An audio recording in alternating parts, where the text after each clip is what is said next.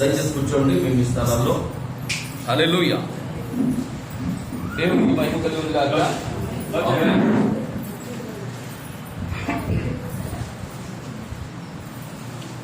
మంచిది పిల్లరా, మరి నేను కొద్ది నిమిషాలు దేవుని యొక్క వాక్యాన్ని మనం ధ్యానం చేద్దాం. నా మాటలు మీకు స్పష్టంగా అర్థమవుతున్నాయి ఏమా? చక్కగా ఇక్కడ మనం కొద్దిమంది ఉన్నాం, మనకి సరిపోతుంది. ఓకేనా? హల్లెలూయా. బయటికి ఎవరికైనా కావాలా? సార్ బయటికి ఏం అవసరం లేదు అసలే. Okay okay, praise the Lord. హల్లెలూయా.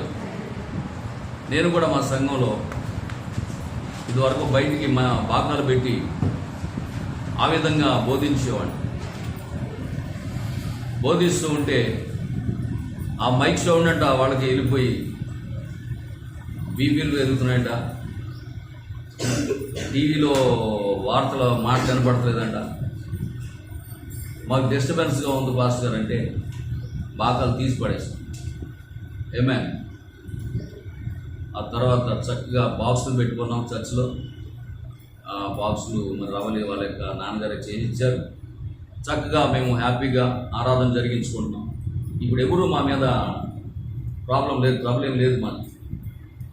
అని వాక్యం కావాల్సిన వాళ్ళు వాళ్ళే మందిరానికి వచ్చేస్తున్నారు. ఇంటికాడ ఉండి తింటాం కాదు, వాక్యం కావాల్సిన వాళ్ళు ఇక్కడికి వస్తున్నారు. దేవునికి స్తోత్రం. సరే, మంచిది. మరి ఈ ఉదయకాల సమయంలో మరొకసారి నన్ను సృష్టించిన, నన్ను కన్న తండ్రి నా ప్రభువైన యేసుక్రీస్తుకి మహిమ కలుగును గాక. అలాగే నన్ను ప్రేమతో ఆహ్వానించిన మీ సంఘ కాపరి గారికి, సిమోన్ గారికి, పాస్టర్ గారికి ప్రత్యేకమైన వందనాలు. మరి వారి యొక్క కుటుంబములకు, మీ సంఘానికి కూడా నా ప్రత్యేకమైన శుభాలు తెలియజేస్తా ఉన్నాను. దేవునికి స్తోత్రం. హల్లెలూయా. అలాగే నన్ను పరిచయం చేసిన రావుడి వాళ్ళ ఫ్యామిలీకి, మరి అలాగే వాళ్ళ నాన్నగారు తిమ్మతి గారు వాళ్ళు కూడా వాళ్ళు ఉండాలి పాపం, కానీ కొంచెం బాగా బిజీగా ఉండటం వల్ల రాలేకపోయారు. అలాగే నాతో కూడా వచ్చిన సహోదరుడు రమేష్కి, మీ అందరికీ కూడా ప్రత్యేకమైన శుభాలు తెలియజేస్తున్నాను. God bless you. దేవుడు మనందరూ దీవించును గాక. హల్లెలూయా. దేవునికి మహిమ కలుగును గాక. మంచిది. మరి ఇవి ఉపవాస ప్రార్థనా కూడికలు, అంతేనా? హల్లెలూయా. కనుక ఈ ఉపవాస ప్రార్థన మరి కూడికలు గురించి నేను ఉపవాసం గురించి మీకు చెప్పాలి, బోధించాలి. 8 సంవత్సరాలు అయిందండి, దాదాపుగా 5 సంవత్సరాలు అయింది. దాదాపుగా 5 సంవత్సరాలు సేవ ప్రారంభించారు ఈ సేవకులు. హల్లెలూయా. దేవునికి స్తోత్రం. హల్లెలూయా. దేవునికి మహిమ కలుగును గాక. మరి అప్పటి నుంచి కూడా మీరు అనేకమైనటువంటి మీటింగ్స్లో ఉపవాస ప్రార్థన గురించి మీరు విని ఉన్నారు, అవునా కదా? అనేక సంవత్సరాలు, 5 సంవత్సరాల నుంచి సేవా పరిచర్లో మరి సంవత్సరానికి ఒక మారి ఈ అక్టోబర్ నెలలో ఉపవాస కూడికలు పెడుతూ ఉంటారు. అనేక మంది దైవ సేవకులు మీ మధ్యకు వచ్చి ఈ ఉపవాస ప్రార్థన గురించి మీకు అనేక మంది బోధించుండొచ్చు కదా. సో అలాగని చెప్పి నేను ఉపవాసం గురించి చెప్పనని అనట్లేదు, ఉపవాసం గురించి కూడా చెప్తాను. చెప్పి మనం ఏ కాలంలో ఉన్నాం, మనం ఉన్న కాలానికి కావలసిన, ఈ గడియకు కావలసిన వాక్యం ఏంటి మనకి. హల్లెలూయా. దానిని మనం తెలుసుకోవాలి. ఇప్పుడు మనము క్రీస్తు మొదటి రాకడలో లేము. నా మాటలు మీరు బాగా గట్టిగా పట్టుకోండి. పాస్టర్ గారు నాకు టైం ఏం చెప్పలేదు, గంట అరగంట నేను చెప్పలేదు. మీరు ఎంతసేపు అయినా చెప్పండి పాస్టర్ గారు, మాకేం ప్రాబ్లం లేదు, మేము 2-3 వరకు ఉపవాస ప్రార్థనలో ఉంటామని చెప్పారు నాకు. కాబట్టి దేవుడు పరిశుద్ధాత్ముడు ఎంతవరకు నడిపిస్తే అంతవరకు మనం వెళ్దాం. హల్లెలూయా. ఎందుకంటే ఆల్రెడీ మీ శరీరాలకు మీరు చెప్పేసి ఉండొచ్చు, బహుశా మీరు నీకేమీ ఉండదు, మీ శరీరాలకు డిసైడ్ చెప్పేశారు కదా. ఈ ఉపవాస ప్రార్థనలో ఇంక నీకేమి పెట్టమని చెప్పేశారు, డిసైడ్ అయిపోయింది. అది కూడా, ఇది కూడా ఏమైపోద్ది, డిసైడ్ అయిపోద్ది. ఇంక నీకేముండదని. కాబట్టి అది నిన్ను అడగదు. 12:30 5 భోజనం పెట్టు అని అడగదు ఇంకా. హల్లెలూయా. నువ్వు చెప్పేశావు, ఇవాళకి 12:30 అయినా భోజనం లేదు, 2 అయినా ఇంకా భోజనం లేదు చెప్పేశావు. కాబట్టి ఇది నీకు లోబడిపోయింది. హల్లెలూయా. కనుక చూద్దాం దేవుడు ఎంతవరకు మనం నడిపిస్తే, పరిశుద్ధాత్మ నడిపింపుని బట్టి వాక్యాన్ని మనం విందాం. జాగ్రత్తగా వినండి, ఓకేనమ్మా?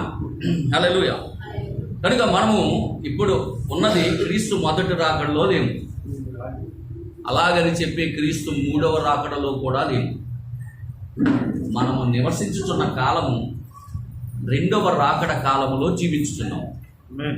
మొదటి రాకడలో యేసుక్రీస్తు ప్రభువారు వచ్చి ఎందరినైతే ఈ భూమి మీద రక్షించాలని ఆయన ఆలోచనలో తలంపుల్లో ఉన్నదో వాళ్ళందరి వరకు ఆయన శిలువలో రక్తం కార్చి ప్రాణం పెట్టి ఆయన చేయవలసిన కార్యం ఆయన ముగించుకుని వెళ్ళిపోయాడు. హల్లెలూయా. రెండవ రాకడలో ఆయన దేని కొరకు వస్తున్నాడంటే ఎవరినైతే ఆయన విమోచించాడో వారిని తీసుకొని వెళ్ళడానికి ఇప్పుడు రెండవ రాకడలో వస్తున్నాడు. ఆమేన్. మరి మూడవ రాకడలో ఎందుకు వస్తాడంటే మూడవ రాకడలో ఆయన భూమి మీదకి వస్తాడు. మొదటి రాకడలో భూమి మీద పుట్టాడు. అమ్మా మాట్లాడు, అస్సలు మాట్లాడటం కానీ మధ్యలో బయటకు లేచి వెళ్ళటం కానీ చేయకూడదు. నేను అది మధ్యలో ఎవరు లెగటానికి లేదు, మాట్లాడడానికి లేదు. దేవునికి స్తోత్రం. హల్లెలూయా. వింటున్నారా?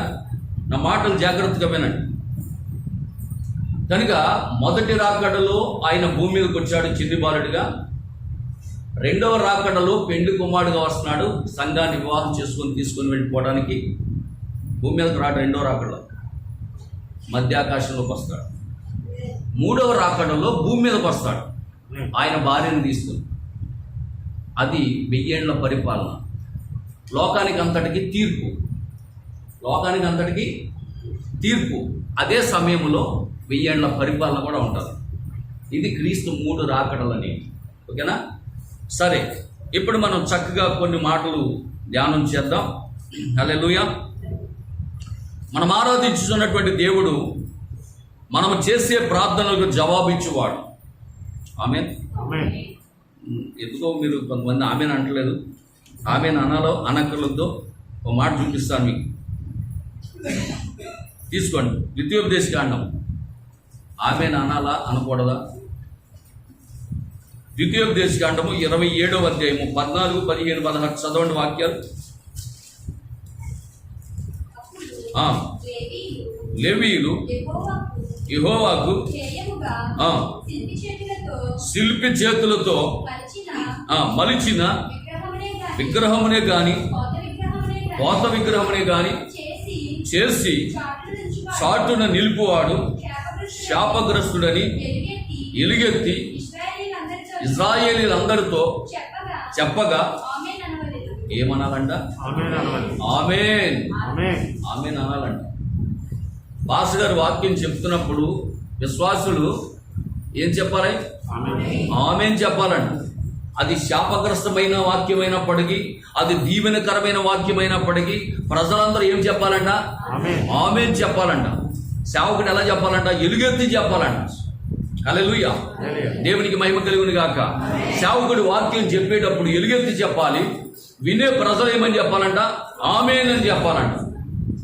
అంచేత నేను ఇక్కడ వాక్యం చెప్తున్నంతసేపు మీరేం చెప్పాలి చెప్పండి? అదే దేవునికి స్తోత్రం. హల్లెలూయా. అలాగే వాక్యం చదివినప్పుడు కూడా కొంతమంది కూర్చుంటున్నారు. వాక్యం చదివినప్పుడు కూర్చోకూడదు. వింటున్నారా? చూడండి, అది కూడా చూపిస్తాను మీకు. లూకాసు వార్త 4వ అధ్యాయం 16వ వాక్యం చదవండి. లూకాసు వార్త 4వ అధ్యాయము 16వ వాక్యం.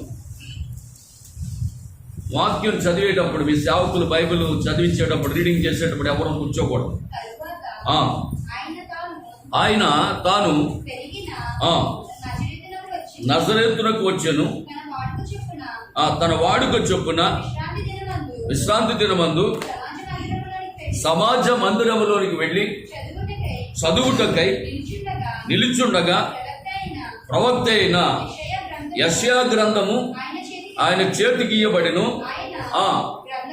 ఆయన గ్రంథమును విప్పగా ప్రభువాత్మ నా మీద ఉన్నది కనుక పేదలకు సువార్త ప్రకటించుటకును ఆయన నన్ను అభిషేకించెను.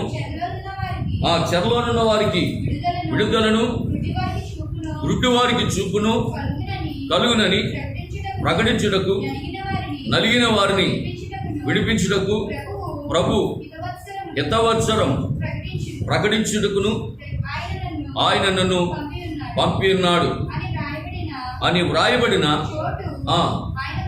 ఆమేన్. హల్లెలూయా.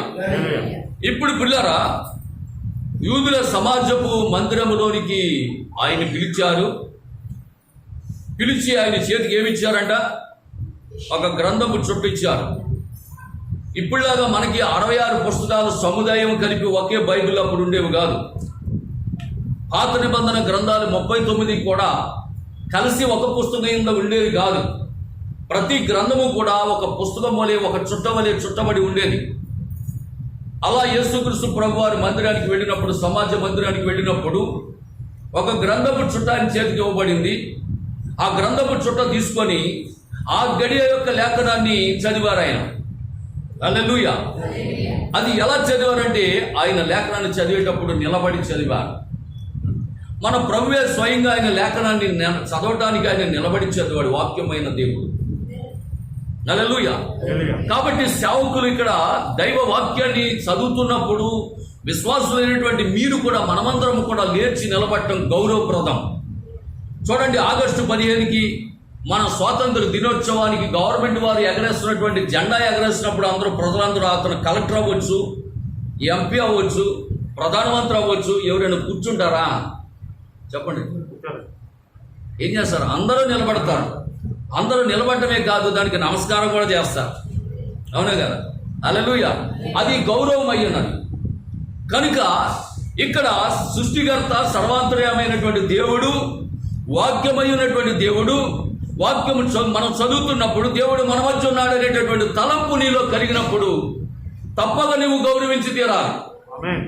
వాక్యమును గౌరవించడం కొరకు మనము నిలబడి వాక్యాన్ని చదవాలి. దేవునికి స్తోత్రం. హల్లెలూయా. దేవునికి మహిమ కలుగును గాక. సరే, మంచిది. మనం ఆరాధించుచున్న దేవుడు మన ప్రార్థనలకు జవాబిచ్చే దేవుడు. ఆమె అనడమా? స్తోత్రం. మర్చిపోతున్నారా? హల్లెలూయా. నాకు నిన్న రోజులు ఉపవాస కోటాలకు పిలిచారు. ఉపవాస కోటాలు వరుసగా పిలిచారు 5 సంవత్సరాలు. ఈ 5 సంవత్సరాల వారికి ఆమె నేర్పాను. నాకు అక్కడ ఒక పేరు ఇచ్చారు, ఏంటంటే ఆమెన్ పాస్టర్ గారు. నేను కారు దిగుతున్నాను, ఈ లోపల బాబా ఆడుకుంటూ వెళ్ళి వాళ్ళ అమ్మతో చెప్తున్నా, అమ్మా ఆమెన్ పాస్టర్ గారు వచ్చారా అన్నది. దేవుడికి స్తోత్రం కలిగింది కదా. హల్లెలూయా. వింటున్నారా? కనుక పిల్లారా, నిజంగా చూడండి, ఆయన చాలా శక్తిమంతుడు. మనం ఆరాధించే దేవుడు శక్తిమంతుడు. ఆయన చాలా సర్వ అధికారం కలిగిన దేవుడు. ఆయన ఇది నా వల్ల కాదు అని చెప్పేవాడు కాదు ఆయన. హల్లెలూయా. అంతేకాదు పిల్లరా, చాలా మంది ఏమనుకుంటున్నారంటే ఈయన నిన్న మొన్నటి దేవుడు అనుకుంటున్నారు. యేసు బాబు నిన్న కాక మొన్న వచ్చాడు అంటున్నారు. లేదు, ఆయన నిన్న మొన్నటి దేవుడు ఏమాత్రమో కాదు. అమెరికా దేవుడు అంతకంటే కాదు. ఆయన దేవునికి స్తోత్రం. ఈరోజు మనం ఆరాధిస్తున్నటువంటి దేవుడు చరిత్రలో ఉన్న దేవుడు ఆయన. హల్లెలూయా. దేవునికి మహిమ కలుగును గాక. చరిత్రలో ఉన్న దేవుడు ఆయన. యుగ యుగములకు జీవించుతున్న దేవుడు ఆయన. దేవునికి స్తోత్రం కలుగును గాక. హల్లెలూయా. ఆయన నోటి మాట ద్వారా సృష్టిని కలగజేసిన దేవుడు ఆయన. ఆయన అరచేతులతో నిన్ను చెక్కుకున్న దేవుడు ఆయన. నీ జీవం పోసిన వాడు ఆయన. దేవునికి స్తోత్రం కలుగును గాక. హల్లెలూయా. ఆయన ఊపిరి నీలో ఊదిన దేవుడు ఆయన. కాబట్టి ఆయన జీవం ఇప్పుడు మనలో ఉన్నది. హల్లెలూయా. ఓ నిజంగా ప్రియులారా, దేవుడు చేసినటువంటి మానవుడు పాపంలో పడిపోయినప్పుడు మానవుడి కొరకు భూమి మీదకి మానవుడిగా దిగి వచ్చిన దేవుడు ఆయన. హల్లెలూయా. దేవునికి స్తోత్రం కలుగును గాక. దిగి వచ్చి మానవుని కొరకు చాలంత రక్తాన్ని ఆయన శిలువలో కార్చి నిన్ను విమోచించిన దేవుడు ఆయన. దేవునికి స్తోత్రం. కాబట్టి ఈ రోజు యేసుక్రీస్తు ప్రభు ఎవరంటే రక్షకుడైన దేవుడు ఆయన. హల్లెలూయా. మీలో చాలా మందికి ఒక శ్లోకం తెలుసు, కామ క్రోధ మోహ లోభ మద మత్సర హర సద్గుణస్పతి అన్నారా? ఎప్పుడన్నా లేదా?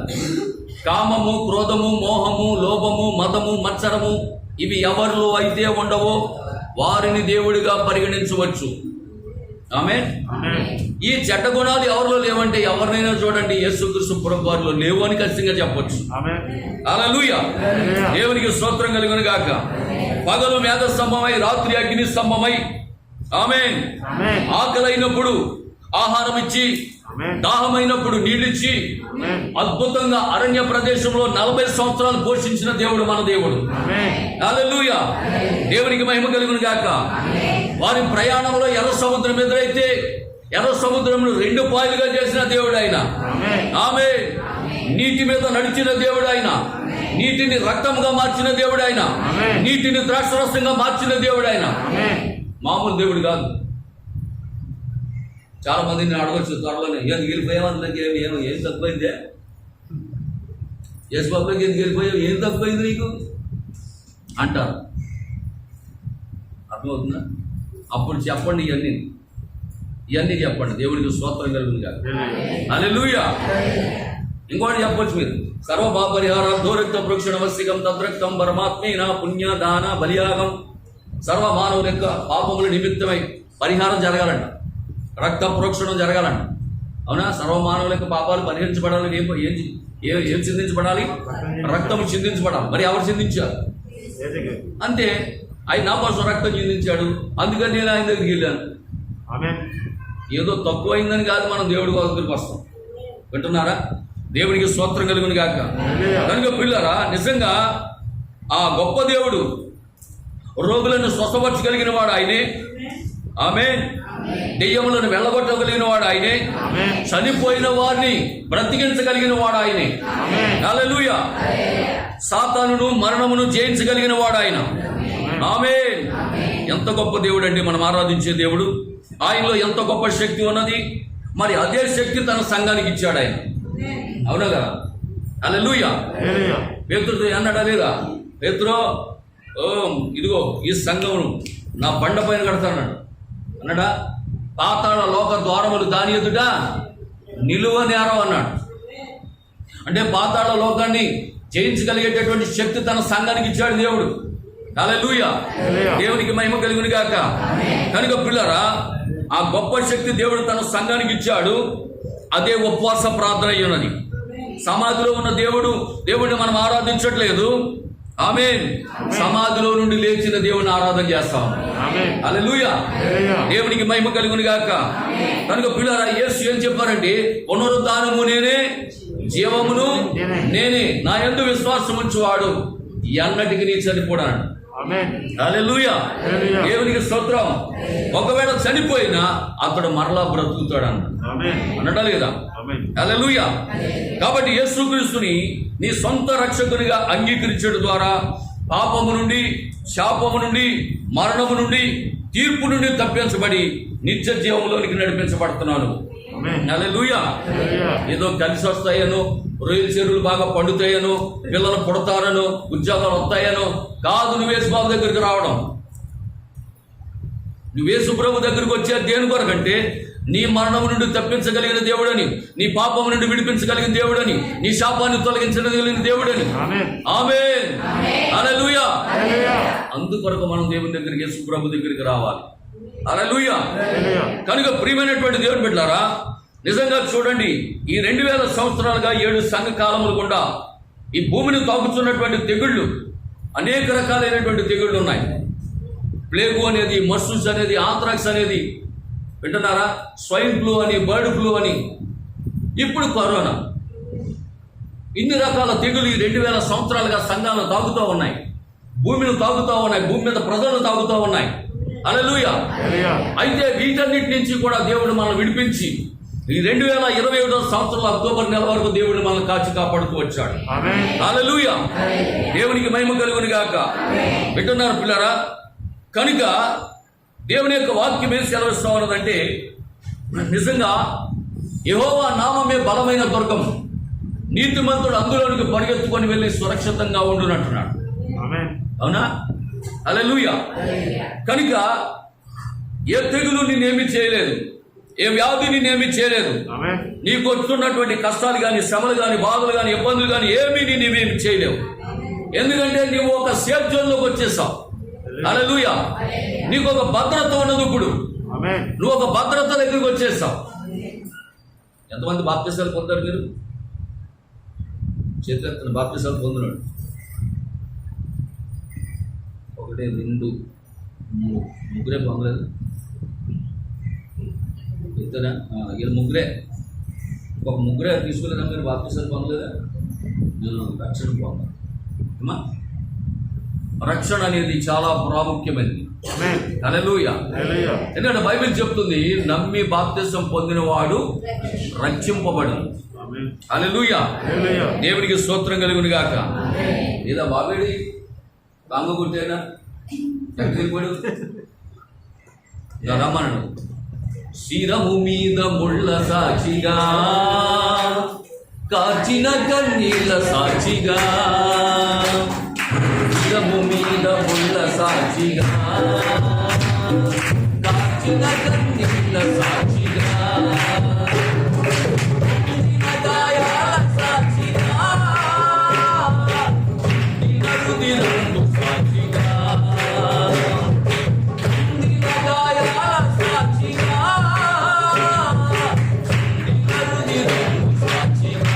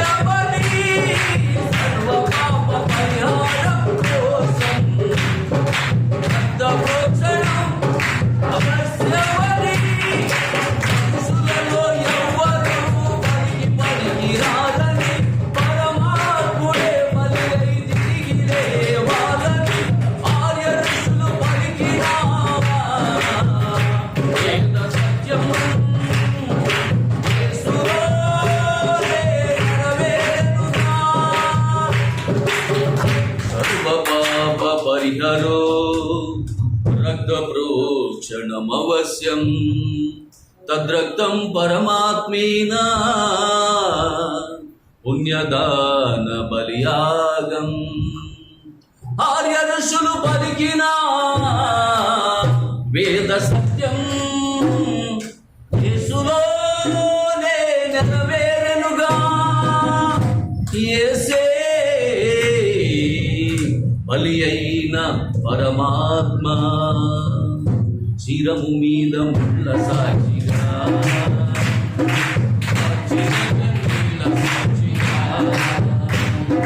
శిరము మీద ముళ్ళ సాక్షిగా,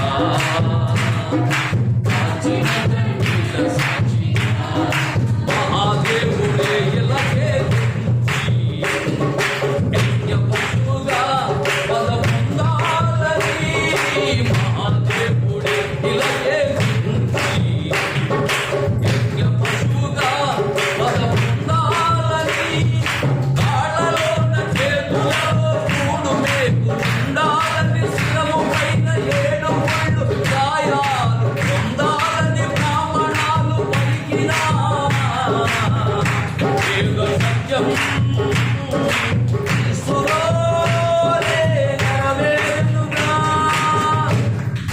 యేసే మరణించి లేచిన యజ్ఞ పురుషుడుగా. ఆమేన్. హల్లెలూయా. దేవునికి మహిమ కలుగును గాక. వేదాలు చెప్తున్నాయి, అర్థమవుతుందమ్మా? వేదాలు చెప్తున్నాయి, యజ్ఞ పురుషుడుగా భూమి మీదకి రావాలి దేవుడు. ఆయన మానవుల కొరకు రక్తం చిందించాలని. కానీ ఈరోజు యేసు ప్రభుని గుర్తించలేకపోతుంది లోకం. హల్లెలూయా. దేవునికి మహిమ కలుగును గాక. సరే, మంచిది. మరి మీరు ఉపవాస కూటాలు పెట్టుకున్నారు కనుక మీకు ఉపవాస సంబంధించిన వాక్యమే చెప్తాను. ఇప్పుడు నేను గాస్పెల్కి లేకపోతే సువార్తకి వెళ్ళి మిమ్మల్ని ఏమి ఇబ్బంది పెట్టను. హల్లెలూయా. దేవునికి మహిమ కలుగును గాక. సరే, మంచిది. చూద్దాం కొద్ది నిమిషాలు. ఆమేన్. హల్లెలూయా. దేవునికి మహిమ కలుగును గాక. మరి మీ సంఘ కాపరిని మీరు గౌరవించండి. ఆమేన్. ఆయనతోనే మీరు నిలిచి ఉండండి. మీకు కలిగిన ప్రతి వాటితోనూ అతనికి సహకరించండి. ఆయన కొరకు, ఆయన కుటుంబం కొరకు ఉపవాసం ఉండి ప్రార్థించండి. దేవునికి స్తోత్రం. మీరు అతన్ని నమ్మండి, ఆయన కొరకు ఆత్మీయ సహకారాన్ని అందించండి. హల్లెలూయా. సంఘమంతా ఉపవాసం ఉండటం మంచిది. నీవు నిశ్చయముగా ఉపవాసం ఉన్నప్పుడు ఆకలి కొనవు. నీవు ఎప్పుడైతే ఉపవాసం ఉంటావో అప్పుడు నీకు ఆకలి అనేది అవ్వదండి. హల్లెలూయా. సహోదరి సహోదరులు అందరి కొరకు మీరు ప్రార్థించండి. అందరూ కలిసి దైవిక ప్రేమను కలిగి ఉండండి. దైవిక స్వస్థతను నమ్మండి. మీ సహోదరుల కొరకు ప్రార్థన చేయండి. ఉపవాసం అనేది నిజంగా దేవుని యొక్క రహస్యమైనటువంటి ఆయుధం అండి. హల్లెలూయా. దేవునికి మహిమ కలుగును గాక. వింటున్నారా పిల్లరా? సరే, ఎంతమంది మీరు బాప్తిస్మాలు పొందారు కదా? ప్రతి నెల మీకు నెలకొకసారి ఇస్తారా రొట్టె ద్రాక్షరసం? నెలకొకసారి. మరి రొట్టె ద్రాక్షరసం తీసుకున్న ప్రతిసారి మీ దశమ భాగాలు రొట్టె ద్రాక్షరసం ఇస్తున్నటువంటి సేవకునికి ఇస్తున్నారా? చెప్పండి, ఇస్తున్నారా? మీ యొక్క రాబడిలో దశమ భాగములు అనేవి రొట్టె ద్రాక్షరసం ఎవరైతే ఇస్తున్నారో చూడండి. ఒకసారి ఆ మాట మీకు చూపించి వాక్యంలోకి వెళ్తాను. ఆదికాండము 14వ అధ్యాయము 17-18 వాక్యాలు చూడండి. ఆదికాండము 14వ అధ్యాయము 17-18 వాక్యాలు చదవండి.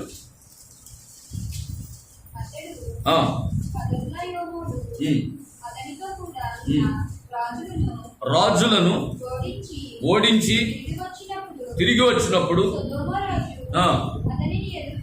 అతన్ని ఎదుర్కొనుటకు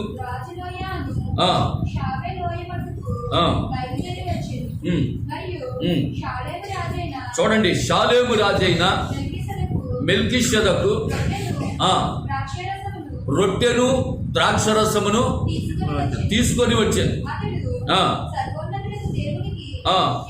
యాజకుడు అప్పుడు అతడు అబ్రహామును ఆశీర్వదించి ఆకాశమునకు భూమికిని సృష్టికర్తయును సర్వోన్నతుడునైన దేవుని వలన అబ్రహాము ఆశీర్వదించబడును గాక అని నీ శత్రువులను నీ చేతికి అప్పగించిన దేవుడు స్తుతింపబడును గాక అని చెప్పాను. అప్పుడు అబ్రహాం అన్నిటిలోను 10వ వంతు ఇచ్చాడు. దేవునికి స్తోత్రం కలిగిన గాక. అన్నిటిలోనూ కూడా ఏం చేశాడంట? 10వ వంతు ఇచ్చాడు. కాబట్టి రొట్టె ద్రాక్షరసము ఏ సేవకులైతే ఏ కాపరైతే మీకు ఇస్తా ఉన్నారో ఆ కాపరికి మీరు తెచ్చి ఇవ్వవలసినటువంటి దశమ భాగం అనేది అది మీరు దేవునికి సన్నిధిలో చెల్లిస్తేనే అప్పుడు దేవుడు మిమ్మల్ని దీవించుతున్నాడు అని చెప్పి ఈ వాక్యం ద్వారా మనం గమనిస్తా ఉన్నాం. హల్లెలూయా. దేవునికి మహిమ కలుగును గాక. కనుక పిల్లరా, ఈ కార్యాలు మీరు చేయాలి. ఈ కార్యాలు చేయకుండా మనం దీవించబడలేము. మనం దీవించబడడానికి అది ఒక ప్రధానమైనటువంటి కారణం. వింటున్నారా? గత కాలంలో మా సంఘంలో నేను కూడా ఎప్పుడు ఈ వాక్యాలు బోధించేవాడిని కాదు. ఎందుకంటే పాస్టర్ గారు ఎంతసేపు అయ్యే బోధిస్తారని అనుకుంటారు, కానుకల కోసం బోధిస్తారు అనుకుంటారు అని చెప్పి నేను ఎవరి దగ్గర చందాలు తీసుకోవడం కానీ లేకపోతే కానుకలు తీసుకోవడం కానీ ఇళ్ళకి వెళ్ళినప్పుడు కానీ అసలు ఎవరి దగ్గర కానుకలు తీసుకోకూడదు అనేటటువంటి ఒక ఉద్దేశం నేను కలిగి ఉండేవాడు. దేవుని స్తోత్రం. హల్లెలూయా. అయితే పిల్లరా, బైబిల్ యొక్క వాక్యం ఏం చెప్తుందంటే నువ్వు ఇచ్చి శోధించు అంటున్నాడు.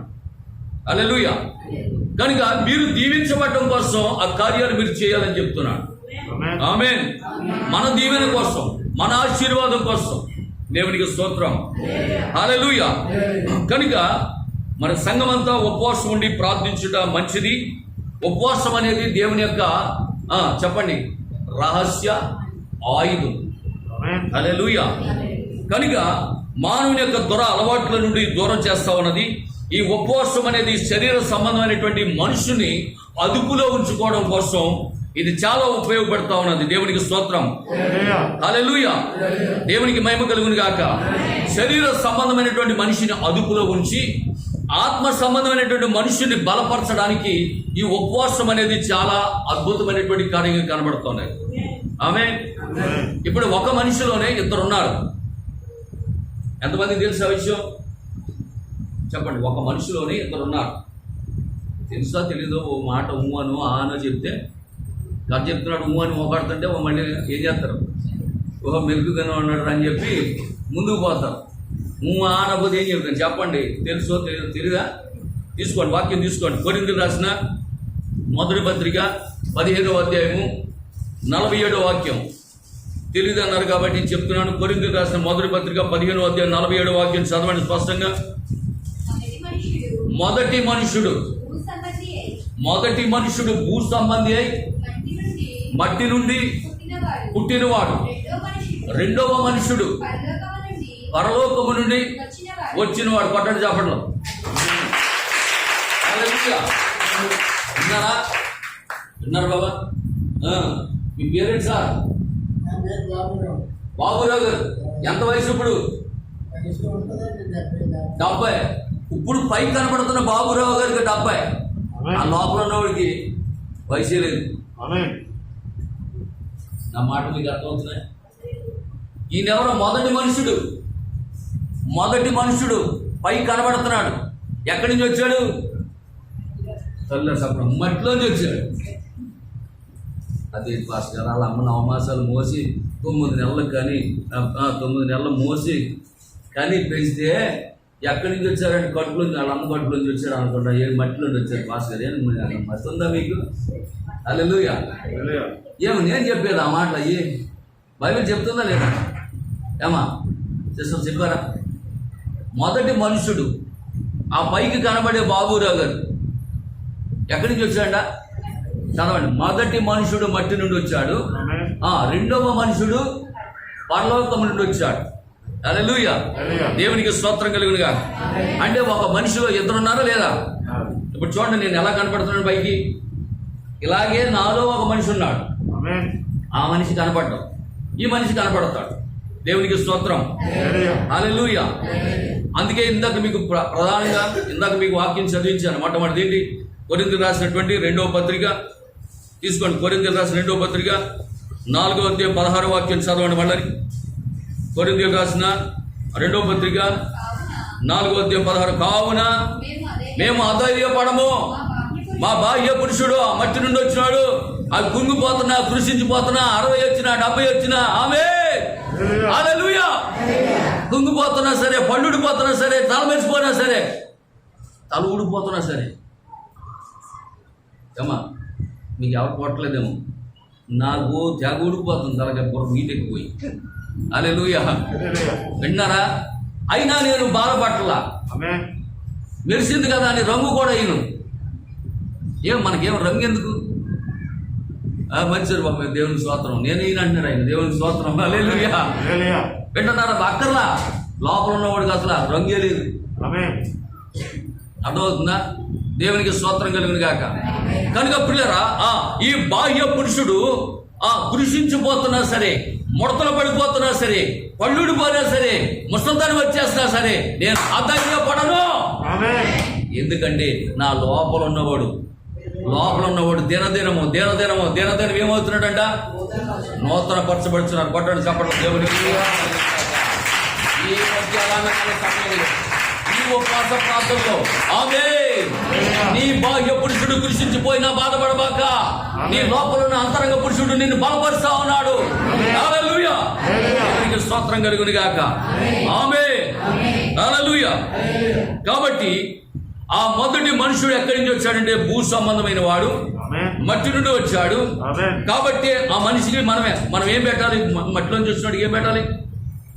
చెప్పాలి, మట్టే పెట్టాలి. మాట్లాడుకోదు. టమాటాలు ఎక్కడి నుంచి వస్తున్నాయి? టమాటాలు ఎక్కడి నుంచి వస్తున్నాయి చెప్పండి. ఆకాశం నుంచి పడుతున్నాయా? ఎక్కడి నుంచి? మట్టిలోనండి. మరి మనం ఎక్కడి నుంచి వచ్చాం? మరి మనం మట్టిలోంచి వచ్చాం కాబట్టి మట్టిలోంచి వచ్చిందే తినాలి మనం. ఆకాశం నుంచి వచ్చింది దేన్ని మనం తిన్నా ఏమి పనికిరాదు. హల్లెలూయా. 16 రకాల లవణాలతో దేవుడు మనం తయారు చేశాడు. 16 రకాల లవణాలు. మనలో ఐరన్ ఉంది. విన్నారమ్మా? ఐరన్ ఉంది, షుగర్ ఉంది, ఇంకా కార్బోహైడ్రేట్స్ ఉన్నాయి, ప్రోటీన్స్ ఉన్నాయి, రకరకాలు ఉన్నాయి. అందుకే చూడండి, షుగర్ వచ్చేసింది అంటారు. ఏది షుగర్ వచ్చిందంటారు, బీపీ వచ్చిందంటారు, రకరకాలు అన్నీ చెప్పట్లేదు మనకి. కొంచెం పాళ్ళు అవుతున్నాయంటే అంటే డాక్టర్ దగ్గర కాలుష్యం తగ్గిందమ్మంటాడు. అవునా? కాలుష్యం తగ్గిందమ్మా నీకు, అందుకే కాళ్ళు ఎగుతున్నాయి, కాలుష్యం టాబ్లెట్స్ వాడు, లేకపోతే వారం రోజులు గుడ్లు తిను అంటాడు. అవునే కదా? అంటే మట్టి నుండి వచ్చిన మనిషి దేంతో పోషించబడుతున్నాడు? మట్టితోనే. నా మాట అర్థం చేసుకోండమ్మా. మట్టిలోంచే కదా ధాన్యం వచ్చినా ఏ వచ్చినాను, ఇప్పుడు వాటితోనే కదా పోషించబడుతున్నాం. మరి లోపల ఉన్న మనిషి ఎక్కడి నుంచి వచ్చాడు? పరలోకం నుండి వచ్చాడు. పరలోకం నుంచి వచ్చిన మనిషికి ఏం కావాలి? పరలోక ఆహారం ఏంటి? వాక్యమే. వాక్యమే. ఇదిగో మీకు ఇప్పుడు అందిస్తున్నది వాక్యమే. ఇప్పుడు నీ వాక్యాన్ని భుజిస్తున్నావు నువ్వు. నీ లోపల ఉన్నవాడు బలపడిపోతున్నాడు. పైన ఉన్నవాడు ఏమంటాడు తెలుసా? ఈ పాస్టర్ ఏ గురించి తీసుకొచ్చావురా అంత గట్టి కడుతున్నాడు, హల్లెలూయా, ఇంకా ఎంతసేపు చెప్తాడు అంటది. పైన ఉన్నది పైకి అంట చూడు ఎట్ట కాస్తుందో, హల్లెలూయా. పైన ఉన్నవాడు అట్ట అంటాడు, ఎందుకంటే అడిగి పెడతలేదు కదా నువ్వు. అడిగి పొద్దున ఏమన్నా తల్లి అంతేనా, పొద్దునే కట్ చేస్తావు, టిఫిన్ లేదు, టీ లేదు, మొత్తం ఆహారం కట్ చేసేవాడికి వాడు కోర్సు ఎర్రెక్కిపోతుంది. ఇప్పుడు ఇడికి ఇంకెప్పుడు రా నాయన, రేపు సాయంత్రం కానీ ముగించరు అయ్యారు, ఇల్లుండి పొద్దున కానీ బెటర్ మనకి ఏమీ. ఎందుకు ఇట్లాంటి పని చేసేవాడిని మనం ఏం చేస్తున్నాడు వీడు పైరాడు. కానీ లోపల ఉన్నవాడికి ఏం దొరుకుతుంది? ఇప్పుడు ఆత్మీయ ఆహారం దొరుకుతుంది. అందుకని అంటున్నాడు పౌలు గారు, ఇది కృషించిపోయినా పర్వాలేదు, కానీ లోపల ఉన్నవాడు బలపరచబడతా ఉన్నాడు ఇప్పుడు. హల్లెలూయా, దేవునికి స్తోత్రం కలుగును గాక. ఏమండి పైన ఉన్న మనిషి కింద ఉన్న మనిషి అంటున్నారు, ఏంటంటే మాకేం అర్థం కావట్లేదు అనుకుంటున్నారా? ఆదికాండం 1వ అధ్యాయము తీసుకోండి. ఆదికాండం 1వ అధ్యాయం 27వ వాక్యం చూడండి. దేవుడు తన స్వరూపమందు నరులను సృజించెను. అలాగే 2వ అధ్యాయం 7వ వాక్యంలోకి వెళ్ళండి. 2వ అధ్యాయం 7వ వాక్యంలోకి వెళ్ళండి. నేలమంటితో నిర్మించెను. మట్టిని తీసుకొని ఒక మనిషిని చేశాడు, నోటితో ఒక మనిషిని చేశాడు. ఆమేన్. నా మాటలు అర్థమవుతున్నాయమ్మా? మట్టిని తీసుకుని ఒక మనిషిని చేశాడు, ఆయన నోటితో ఒక మనిషిని చేశాడు. మట్టితో చేసినటువంటి మనిషిలోనికి నోటితో చేసిన మనిషిని ఏం చేశాడు? అందులోకి ప్రవేశపెట్టాడు. అదే నరుని నాసికారంధ్రంలో దేవుడు జీవవాయువు ఓదగా నరుడు జీవాత్మాయను అంటాం. అంటే నోటితో దేవుడు ఏం చేశాడు? కలుగును గాక, ఆదాము కలుగును గాక అంటే ఆదాము కలిగాడు, నోటితో సృజించాడు. కనబట్టలా, కనబడని ఆదాము దేవుని నోటి మాట ద్వారా సృజించబడ్డాడు. ఇప్పుడు కనబడే ఆదాముని ఏం చేశాడు? మట్టితో తీసుకున్నాడు, బొమ్మను చేశాడు. కనబడిన ఆదాముని తీసుకొచ్చి కనబడే ఆదాములే పూదాడు. ఇప్పుడు అర్థమైందా మీకు? ఒక మనిషిలో ఎంతమంది ఉన్నారన్న సంగతి? ఇద్దరు ఉన్నారా? మొదటి మనుషుడు మట్టి నుండి వచ్చాడు, రెండో మనుషుడు పరలోకము నుండి వచ్చాడు. దేవునికి స్తోత్రం, హల్లెలూయా, దేవునికి మహిమ కలుగును గాక. ఈ భూ సంబంధమైనటువంటి మట్టిలో నుండి వచ్చినటువంటి మనిషికి దేవుడు 5 జ్ఞానేంద్రియాలు ఇచ్చాడు. ఎన్ని? 5. ఒకటేంటంటే రుచి, 2 చూచుట, 3 వినుట, 4 వాసన, 5 స్పర్శ. పెన్ను పుస్తకాలు ఉన్నవాడు రాసుకోండి ఏమా. ఇది ఒక బడి, వెరీ గుడ్. మీరు పిల్లలు చక్కగా పెన్నులు తెచ్చుకున్నారు కానీ పేపర్ తెచ్చుకోలేదా? స్తోత్రం. దగ్గర పెన్నులు ఉన్నాయి కానీ పేపర్ లేదు. పేపర్లో ఉండాలి. మీరు నేర్చుకుంటే మీ పిల్లలు చెప్పుకుంటానికి బాగుంటుంది, మీ ఇంటి ఒక్కరు చెప్పుకుంటానికి, మీ ఎవరైనా ఎటువంటి చెప్తే బాగుంటుంది. ఈ విషయాలు లోపల ఉన్నవాడు తెలియదు. అర్థమైందమ్మా? ఆయన తలనరికి వేసాడంట, ఆ తల ఏమో అటుకెళ్ళేమో అక్కడ తలనరికి వచ్చి ఈ తల కట్టాడంట. అయ్యి చేసుకుంటారు, అయ్యి ఇచ్చుకున్నాడు. అవి కాదు, ఇవి నేర్చుకోండి. ఇవి చాలా అద్భుతమైనటువంటి విషయాలు. హల్లెలూయా, దేవునికి మహిమ కలుగును గాక. ఈ పైన కనబడే మనిషికి ఏమిచ్చాడు చెప్పండి?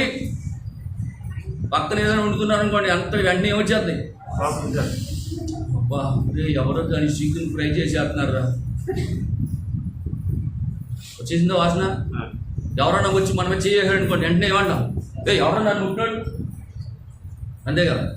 అంటే ఏమన్నాయి మనలో? రుచి, వాసన, స్పర్శ, చూచుట, వినుట. అర్థమైందమ్మా? ఇవి 5 జ్ఞానేంద్రియాలు దేవుడు ఈ బయటికి కనబడే మనిషికి పెట్టాడు. మరి కనబడని మనిషి ఒకటి ఉన్నాడు కదా, ఆమేన్. కనబడిన మనిషి ఒక ఆయన ఉన్నాడు కదా. ఉన్నాడు. మరి ఆయనకేం పెట్టాడు? ఆయనకేం పెట్టాడు? దేవునికి స్తోత్రం. హల్లెలూయా. అతనికి జ్ఞాపకం. ఆ లోపల ఉన్న మనిషికి ఏం పెట్టాడు? జ్ఞాపకం. జ్ఞాపకం. 2 మనస్సాక్షి. ఆమేన్. 3 హేతుబుద్ధి. ఆమేన్. 4 ఊహ. 5 ప్రేమ. ఆమేన్. రాసుకుంటారమ్మా. ఇది ఒక బడి అన్నాడు. ఇది ఒక గుడే కాదు, ఇది ఒక గుడే కాదు, ఇది ఒక బడి అన్నాడు. ఆమేన్. అంటే ఇక్కడ నేర్చుకుంటాను కూడా వస్తున్నాం మనం. కాబట్టి ఏం చేయాలి? పెన్ను పుస్తకం తెచ్చుకోవాలి. ఆమేన్. హల్లెలూయా. హల్లెలూయా. ఈ పైకి కనబడనటువంటి మనిషికి ఇచ్చింది ఏంటంటే జ్ఞాపకం. అందుకే చూడండి, నిన్న ఎక్కడ చూసానురా, గుర్తు రావట్లేదు, గుర్తొచ్చారా మొన్న ఫంక్షన్లోను అదే అక్కడ కనపడ్డా కదా, గుర్తొచ్చావు. ఏంటిది? జ్ఞాపకం. వచ్చిందా? జ్ఞాపకం ఎవరికి? లోపల ఉన్నవాడికి. ఈ పైన ఉన్నవాడికి ఏమన్నా రాడేవాడు మనకి అనుకుంటాడు. కానీ లోపల ఉన్నవాడికి దేవుడు ఏమి ఇచ్చాడు చెప్పండి? జ్ఞాపకం. అలాగే మనస్సాక్షి. ఎవరన్నా బబ్బుని తిట్టేసేవాడు, అయ్యో మనసుగా తిట్టేయండి అంటే మనస్సాక్షి ఉన్నవాడు ఏం చేస్తాడు? ఇంటికి వెళ్ళి బాధపడతాడు. నా మాట్లాడుతున్నామా? స్తోత్రం. ఆ సిస్టర్ చక్కగా ఉంటుంది, దేవుడిని దీవించింది కాక. మనస్సాక్షి. ఎవరా నీకు మనస్సాక్షి ఏం లేదంటారా? అయ్యి బాబా అలాంటి పని చేసేవాడురా అంటారా? అంటే ఆ మనస్సాక్షి ఎవరికి? పైన ఉన్నవాడిగా. పైన ఉన్నవాడికి మనస్సాక్షి ఉండదు, లోపల ఉన్నవాడికి మనస్సాక్షి ఉంటుంది. హల్లెలూయా. దేవునికి స్తోత్రం. హేతు బుద్ధి అంటే మంచి బుద్ధి. అలాగే ఊహ. ఊహ కూడా ఉంటుంది. ఏదో ఊహించి కథలు రాస్తారు కదా, అలాగా ఇలాగ ఊహ. అదొక ఊహ. ఊహ అనేది మనిషికి లేదు, లోపల ఉన్నవాడు. అలాగే ప్రేమ అనేది కూడా పైన ఉన్నవాడికి లేదండి. ఈ ప్రేమ అనేది కూడా లోపల ఉన్నవాడికి పెట్టాడు దేవుడు. అలాగా పైన ఉన్న మనిషికి 5 జ్ఞానేంద్రియాలు ఇచ్చాడు, ఈ లోపల ఉన్న మనిషికి 5 జ్ఞానేంద్రియాలు ఇచ్చాడు. దేవుని స్తోత్రం. ఇంతవరకు అర్థమైందమ్మా? ఎవరెవరి గురించి చెప్పాను చెప్పాలి. అది మీరు తొందరగా చెప్తే నేను తొందరగా ముగిస్తాను, లేకపోతే అయ్యగారు చెప్పినట్టు 3 పూట దాటేస్తాయి. చెప్పాలి. మనలో 2 మనుషులు ఉన్నారు. ఒక వ్యక్తి భూ సంబంధి, రెండో వ్యక్తి పరలోకం వచ్చాడు. మట్టి నుండి పుట్టిన మనిషి, పరలోకం నుండి వచ్చిన దేవుని వద్ద నుండి వచ్చిన మనిషి. దేవునికి స్తోత్రం. హల్లెలూయా. ఇప్పుడు చెప్పండి, ఉపవాసం ఎవరికి?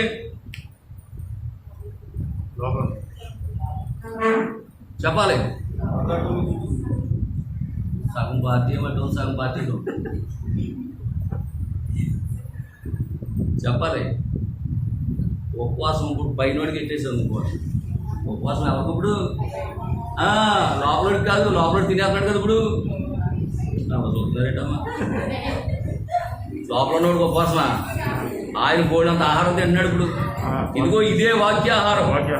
నీ వాక్యమేనా పరవశము, నీ వాక్యమేనా ఆత్మకు ఆహారము, నీ వాక్యమేనా పరవశము, నీ వాక్యమేనా ఆత్మకు ఆహారము, నీ వాక్యమేనా పాదములకు దీపము, నీ వాక్యమేనా పాదములకు దీపము. నా స్తుతి పాత్రుడా నా యేసయ్యా, ఆరాధనకు నీవే యోగ్యుడవయ్యా. నా స్తుతి పాత్రుడా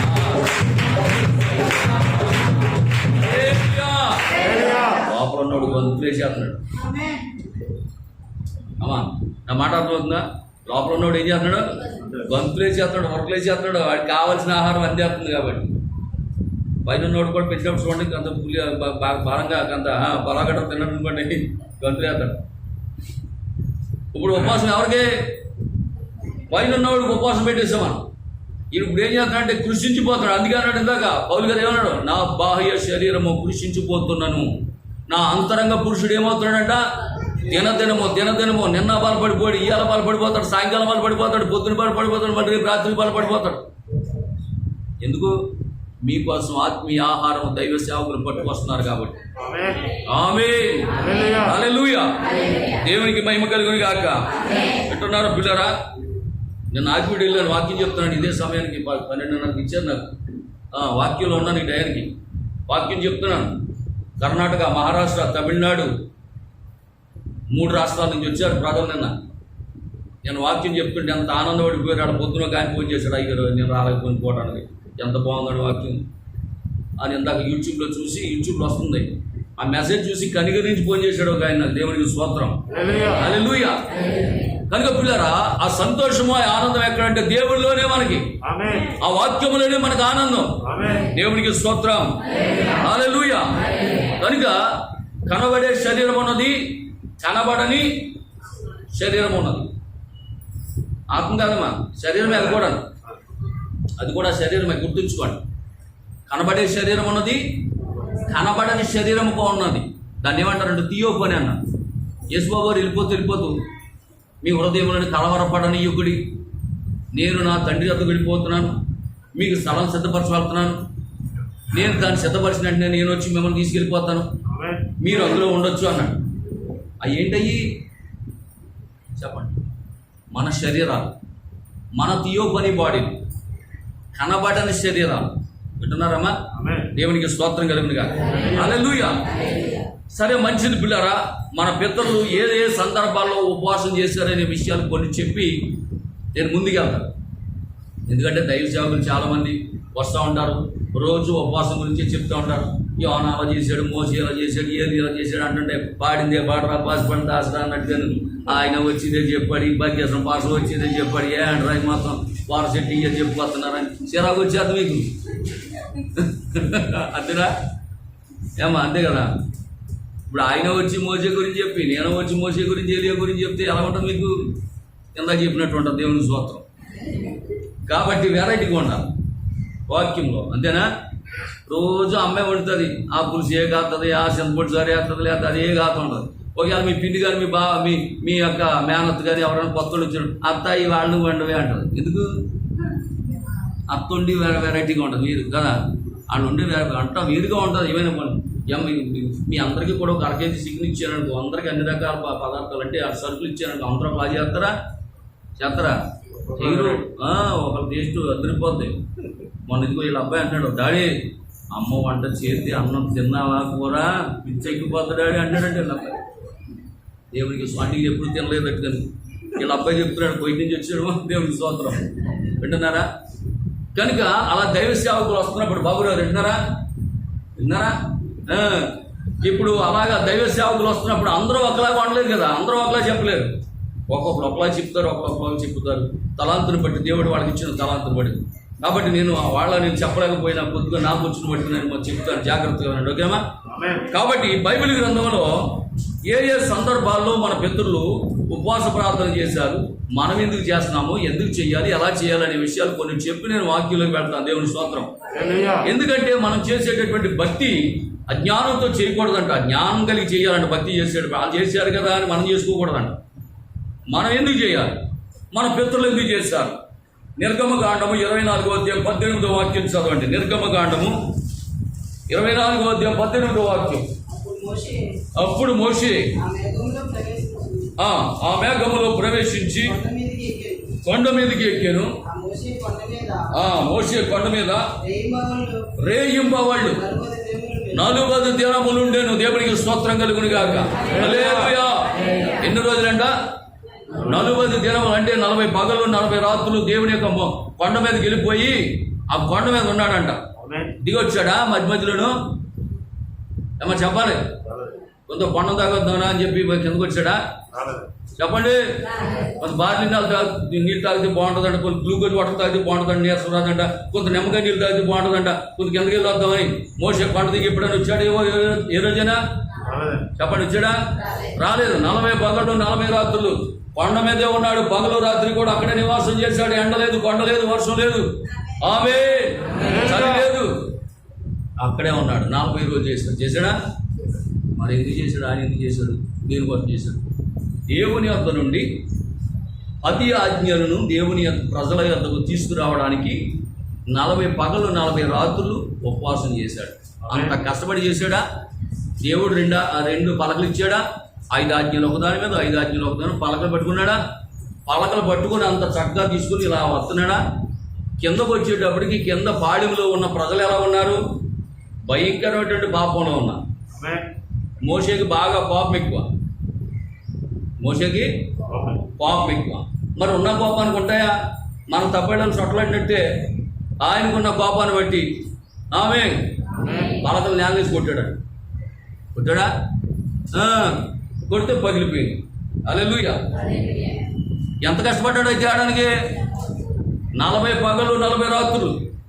ఆమేన్. అవును కదా, 40 పగలు 40 రాత్రులు ప్రచండంగా ఉపవాసము ప్రార్థన నుండి కష్టపడి 10 ఆజ్ఞల పలకలు పట్టుకొచ్చాడు. కొన్ని ఎంత తెచ్చినోడు కొంత కోపాన్ని అనుకుంటే సరిపోయినా నేల కొట్టాడు పగిలిపోయి. ఇప్పుడు మళ్ళీ ఏం చేయాలి? మళ్ళీ ఏం చేయాలమ్మా? మళ్ళీ చేయాలి. చూడండి 34వ అధ్యాయం 28వ వాక్యం. 34వ అధ్యాయం 28వ వాక్యం. నిర్గమకాండం. త్వరగా మీరు ఎంత త్వరగా వెళ్తే నేను అంత త్వరగా ముగిస్తాను. అతడు 40 రేయింబగళ్ళు యెహోవాతో కూడా అక్కడ ఉండేది. అతడు భోజనం చేయలేదు, నీళ్లు త్రాగలేదు. రెండోసారి అంటే అప్పుడు మొదటిసారి కూడా అంతే. భోజనం చేయలేదు, నీళ్లు తాగలేదు. 40 పగళ్ళు 40 రాత్రులు. అమ్మ వింటున్నారా? 40 పగళ్ళు 40 రాత్రులు అతడు భోజనం చేయలేదు, అన్నపానములు ముట్టుకోలేదు. 40 పగళ్ళు 40 రాత్రులు పండు మీద ఉపాధి చేశాడు. రెండోసారి రాత్రి వరకు ఆజ్ఞలు తేవడానికి. అంటే 2 సార్లు చేసాడు. దేవునికి స్తోత్రం. ఈరోజు ఎవరైనా 40 పగళ్ళు 40 రాత్రులు గనక అలా కొండ మీదకి వెళ్ళి తిండి తినకుండా, అంటే అన్నం తినకుండా నీళ్ళు తాకుండా ఉంటే ఎముకలు కూడా తీసుకొస్తారు పైనుంచి. ఏముండదు, చేయలేరు. 40 పగలు 40 రాత్రులు ఎవరైనా అన్నం నీళ్లు తాకుండా ఉండగలరా? ఉండలేదు. కానీ మోషే మాత్రం చేయగలడు. ఎందుకంటే మోషే యొక్క శరీర డిజైన్ వేరు. హల్లెలూయా. అతను మాత్రమే రాతి మీద ఉండగలిగిన వాడు. అతను మాత్రమే అన్నపానములు మారి 40 రోజులు ఉపవాసం చేయగలిగినటువంటి సమర్థ కలిగిన వాడు. హల్లెలూయా. దేవునికి మహిమ కలుగును గాక. ఆమేన్. చూడండి ఏలియా, చూడండి మొదటి రాజుల గ్రంథం 19వ అధ్యాయం 8వ వాక్యం. మొదటి రాజుల గ్రంథము 19వ అధ్యాయం 8వ వాక్యం. అతడు లేచి భోజనము చేసి ఆ భోజనపు బలము చేత ఒక్క పూట భోజనపు బలము చేత 40 రాత్రింబగళ్ళు ప్రయాణం చేశాడా? ప్రయాణం ఏమా? ఒక్క పూట భోజనం చేసి 40 పగళ్ళు 40 రాత్రులు నడిచాడు. ఆమేన్. మనం ఒక్క పూట కనుక తినకపోతే ఇక ఎలాడిపోతాం. హల్లెలూయా. దేవునికి స్తోత్రం కలుగును గాక. వింటున్నారా? కనుక అక్కడ మోషే 40 రోజులు చేశాడు, ఏలియా 40 రోజులు చేశాడు. ఇంకా ప్రభువారి గురించి కూడా చూద్దాం. మత్తయి సువార్త 4వ అధ్యాయం 2వ వాక్యం. మత్తయి సువార్త 4వ అధ్యాయము 2వ వాక్యం. 40 దినములు 40 రాత్రులు ఉపవాసం ఉండిన తర్వాత ఆయన ఆకలి కొనగా దేవునికి స్తోత్రం. చూడండి, ఆయన కూడా, అంటే మన ప్రభువారు కూడా 40 పగళ్ళు 40 రాత్రులు ఉపవాసం ఉన్నారు ఆయన. హల్లెలూయా. దేవునికి స్తోత్రం కలుగును గాక. కనుక ఆయన ఉపవాసం ఉండి ఆయన చేసిన పని ఏంటంటే శాతాన్ని జయించాడు, శోధను జయించాడు, శరీరాశను జయించాడు, నేత్రాశను, జీవబ్రహ్మాన్ని జయించాడు. ఆయన ఆఖరికి మరణాన్ని జయించడానికి ఆయన ఉపవాసం ఉన్నారు. హల్లెలూయా. ఆమేన్. కనుక ప్రియమైనటువంటి దేవుని బిడ్డలారా, మరి అలాగనే మనం చాలా మందిని చూడొచ్చు. దావీదు 7 రోజులు చేశాడు ఉపవాసం. తన చంటి బిడ్డ కొరకు ఉపవాసం ఉన్నాడా? 7 రోజులు చేశాడు. 7 రోజులు చేసినా తన బిడ్డ బ్రతకలేదు. హల్లెలూయా. అప్పుడు వెంటనే తను లేచి మళ్ళా స్నానం చేసి భోజనం చేశాడు. ఆమేన్. కనుక పిల్లరా, దావీదు 7 రోజులు చేశాడు, దానియేలు 21 రోజులు చేశాడు, పౌలు గారు 14 రోజులు చేశాడు, అలాగే 21 రోజులు చేశాడు. అంతేకాదు ఆయన అంటాడు, చూడండి కొరింథీయులు రాసిన 2వ పత్రిక 11వ అధ్యాయం 27వ వాక్యం చదవండి. కొరింథీయులు రాసిన 2వ పత్రిక 11వ అధ్యాయం 27వ వాక్యం. త్వరగా ప్రయాసతోను తరచుగా జాగరణములతోనూ ఆకలి దప్పులతోనూ తరచుగా ఉపవాసములతోనూ చలితోనూ దిగంబరత్వంతోనూ ఉంటిని. ఆమేన్. అంటే పౌలు గారు 7 రోజులే కాదు, 14 రోజులే కాదు, 21 రోజులే కాదు, తరచుగా ఉపవాసం ఉన్నా నేను అంటున్నాడు. ఆమేన్ అన్నామా? హల్లెలూయా. దేవునికి స్తోత్రం కలుగును గాక. నేను నా వాక్యం అయినప్పుడు మీకు ఆమెను వచ్చేది అర్థమవుతున్నామా? నువ్వు ఆమెను చెప్పుకుంటే నీ పక్కడికి ఎవరైనా నిద్ర వస్తుందా? ఆమె అన్నావు అలాగే వాడు ఆమె అన్నావు ఆ పక్కడు అమ్మా ఇక్కడ ఏం చెప్తున్నారా? నువ్వు ఆమెను ఎలా చెప్పాలి? నువ్వు కూడా గట్టిగా చెప్పాలి. పక్కడు నిద్ర వస్తుందా? ఒకవేళ నిద్రపోతుందనుకో, నువ్వు గట్టు పడుతుందనుకో ఇలాగా ఆమె అన్నానుకో టక్కలేదు. ఆమె చెప్పని ఉందా లేదా బైబిల్? అమ్మా చూపించానా? ఆమె చెప్పాలి. అలా జరుగును గాక. హల్లెలూయా. దేవునికి మహిమ కలుగును గాక. కనుక ప్రియమైనటువంటి దేవుని బిడ్డలారా, పౌలు గారు తరచుగా ఉపవాసం ఉంటూ ఉన్నాడు. కాబట్టి చివరి దినాల్లో క్రైస్తవులమైన మనము తరచుగా ఉపవాసం ఉండి ప్రార్థించడం సంఘానికి, కుటుంబానికి ఎంతో మేలుకరమైనది. ఆమేన్. హల్లెలూయా. కనుక ఎస్తేరు 3 దినములు ఉపవాసం ఉన్నది. ఆమేన్. యెజ్రా, నెహెమ్యా, యోవేలు, యెహోషాపాతు, నినివే పట్టణ వారు ఇలా ఎంతో మంది ఉపవాసం ఉండి దేవునికి ప్రార్థించి ఫలితాలు పొందుకున్నట్లుగా మన బైబిల్ గ్రంథంలో ఎన్నో సార్లు అనేక మంది దైవ సేవకుల నోట దేవుని మాట వింటూ ఉన్నాం. అవునా? దేవునికి స్తోత్రం కలుగును గాక. హల్లెలూయా. కనుక ఈ ఉపవాస ప్రార్థన అనేది అతి శక్తివంతమైనటువంటి ఆయుధం. ఈ కాలపు ప్రవక్త విలియం బ్యారెన్ బ్రెన్హామ్ గారు చెప్పినటువంటి మాట తెలుసా? ప్రార్థన అనేది అత్యంత శక్తివంతమైనటువంటి ఆయుధం అంట. హల్లెలూయా. దేవునికి మహిమ కలుగును గాక. పౌలు శీలలు ఆ శక్తితో ఏం చేస్తారంట? సంఘం అక్కడ శస్త్రాల్లో ఉండి ప్రార్థన చేస్తున్నారంట. ఆ ప్రార్థన ఏమైపోయింది? బలంగా మారిపోయిందంట. ఆ శస్త్రాల పునాదులు కదిలిపోయింది అంట. సంఖ్యలు విడిపోయింది అంట. దేవునికి స్తోత్రం. ఒక రంగ భూకంపం వచ్చినట్టు అయిందంట. ఆ ప్రార్థన అంత శక్తి ఉన్నది. హల్లెలూయా. దేవునికి మహిమ కలుగును గాక. నీవు చేసే ఉపవాస ప్రార్థన అసాధ్యాలను సుసాధ్యాలుగా మార్చుతుంది. ఆమేన్. పాపపు బంధకాల నుండి విడిపిస్తా ఉన్నది. హల్లెలూయా. ప్రార్థన నీ పరిస్థితినే మార్చేస్తా ఉన్నది. హల్లెలూయా. ఏ పరిస్థితిలో ఇక్కడికి వచ్చినా సరే ఈరోజు నువ్వు చేసే ఉపవాస ప్రార్థన నీ స్థితిని మార్చేయాలా, నీ భర్తను మార్చేయాలా, నీ బిడ్డను మార్చేయాలా, నీ బ్రతుకుని మార్చేయాలా. హల్లెలూయా. ఉపవాస ప్రార్థనలో అంత శక్తి ఉన్నది. సాదా సీదాగా తీసుకోబాకండి. ఉపవాస ప్రార్థన అంటే అత్యంత శక్తివంతమైనటువంటి ఆయుధమై ఉన్నది. హల్లెలూయా. అంతేకాదు పిల్లరా, ఈ ఉపవాస ప్రార్థన నీ విశ్వాస జీవితాన్ని బలపరుస్తుంది. ఓ మెట్టెక్కిస్తావు అన్నది పైకి, నీ ఆత్మీయ జీవితాన్ని బలపరుస్తావు అన్నది, దేవుని ఎడల నీకు నమ్మకం పుట్టిస్తావు ఉన్నది, దేవుని ఎడల నీకు నిరీక్షణ పుట్టిస్తావు ఉన్నది. హల్లెలూయా. వచ్చేసారు లైన్. ఆమేన్. హల్లెలూయా. సంఘం అలా ఉంటే నిన్ను అంటుకున్నది ఇంకొకరు అంటుకుంటారు. ఒక పొలం మీద పొల్లాడతారు కదండి. ఇప్పుడు ఎవరు ఆడుతున్నారు పొలంలో? అవునా? ఇలా పట్టుకొచ్చి ఇలా పెట్టుకోరు, ఇంకో పొలం పెట్టుకోరు. కింద మాట్లాడితే ఈ పొలం అంటుకుని ఏం చేసింది? ఈ పొలం మీద వెలిగెళ్ళి ఆ పొలం అంటించింది.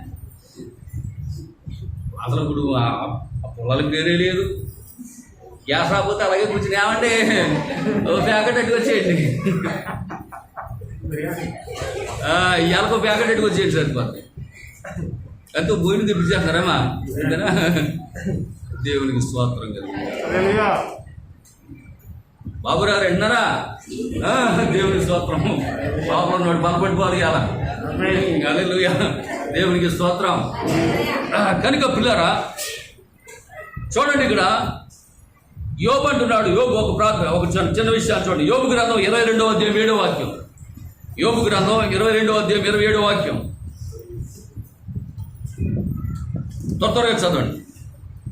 యోబు గ్రంథం 22వ అధ్యాయం 27వ వాక్యం.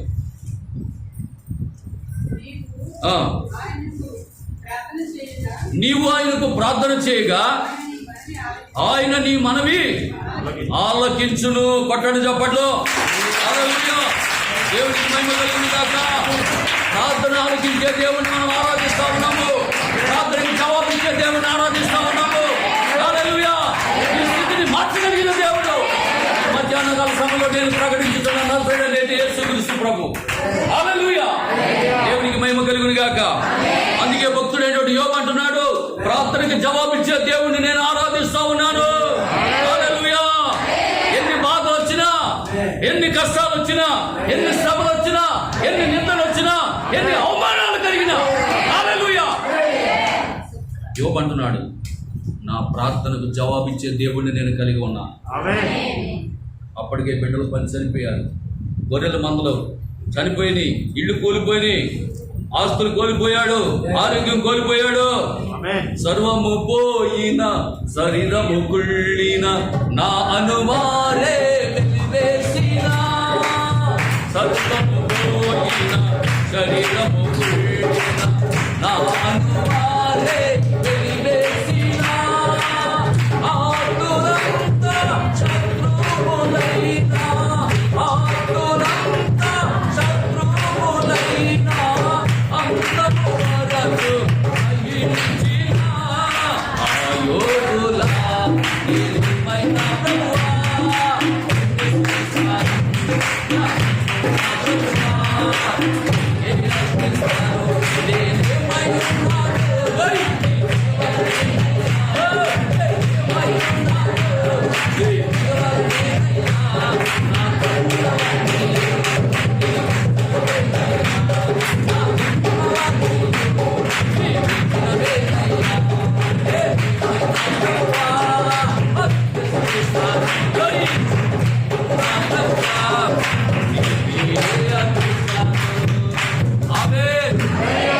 ఏముందైనా నీకు అర్పించడానికి అన్నీ పోయినాయి కదా, పొలం పోయింది, గొడ్లు పోయినాయి, ఇల్లు పోయినాయి, అన్నీ పోయినాయి కదా, ఇంకేమైనా దగ్గర తీసుకోవడానికి అన్నాడా?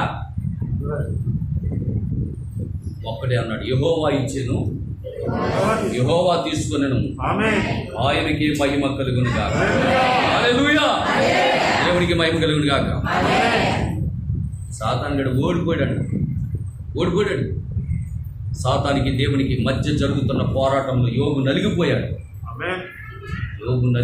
తప్ప వాడుకోలేదు. అర్థమవుతుందా? హల్లెలూయా. దేవునికి మహిమ కలుగును గాక. కనుక ప్రార్థనకు జవాబిచ్చే దేవుడిని మనం ఆరాధిస్తా ఉన్నాం. మీరు దేవునితో వ్యక్తిగత సంబంధం కలిగి ఉండండి, లోక కార్యాలకు దూరంగా ఉండండి, ఎవరితోనూ కలహపడొద్దు. ఆమేన్. ఎవరి దగ్గర అప్పు చేయొద్దు. నా మాట్లాడదు మగోడు బాగానా, ఎవరి దగ్గర అప్పు చేయొద్దు. ఒకవేళ అప్పు చేస్తే తొందరగా తీర్చేది. ఎందుకో తెలుసా? ఆ అప్పు నిన్ను ఎత్తబాటులోకి వెళ్ళేటప్పుడు లాగుతుందంట. నాకు బాకీ ఉండి ఎక్కడికి వెళ్తున్నాను నువ్వు అంటే. మీకు అర్థమైందమ్మా? అప్పు ఉండకూడదు. మనం యేసుప్రభు చెప్పలేదా, ఎవరికి మీరు వచ్చి ఉండవద్దు అని అన్నారా లేదా? అంటే అర్థం ఏంటి? ఆ అప్పు నేను ఏం చేస్తుంది? ఇప్పుడు ₹1,00,000 బాకీ చేసేసి రాత్రి మనం ఆటో వచ్చేసి మసాలా వేసుకెళ్ళిపోతాం అనుకో, ఇప్పుడు ఆ బాకీ కలవాడు ఏం చేస్తాడు? ఎక్కడికి వెళ్తారా, నా అప్పు చేసుకుంటాను అంటాడన్న, తీర్చేసి వెళ్ళి అంటాడు. అంతేనా? మరి లోక సంబంధంగా ఒక బాకీ ఉన్న ఒక వ్యక్తి మనల్ని వెళ్ళకపోతే, కదలకపోతే, మరి పర సంబంధమైనటువంటి దేవుని దగ్గరికి పరలోకి వెళ్ళిపోవాలనుకున్నప్పుడు మనం ఏం చేయాలి? ఎవరికి మనం వచ్చి ఉండకూడదు. హల్లెలూయా. దేవునికి మహిమ కలుగును గాక. ఆమేన్. కాబట్టి ఎవరితో కలహపడవద్దు, ఎవరి యొద్ద అప్పు చేయవద్దు. నీవు చేసే ప్రార్థనకు అది అడ్డుగా ఉండకూడదు. నీవు చేసే ప్రార్థనకి అది అడ్డుగా ఉండకూడదు. నీ పరలోకపు యాత్రకు అది అడ్డుగా ఉండకూడదు. నీవు చేసే ప్రార్థనలో పట్టుదల ఉండాలి. నువ్వు చేసే ప్రార్థనలో విశ్వాసం ఉండాలి.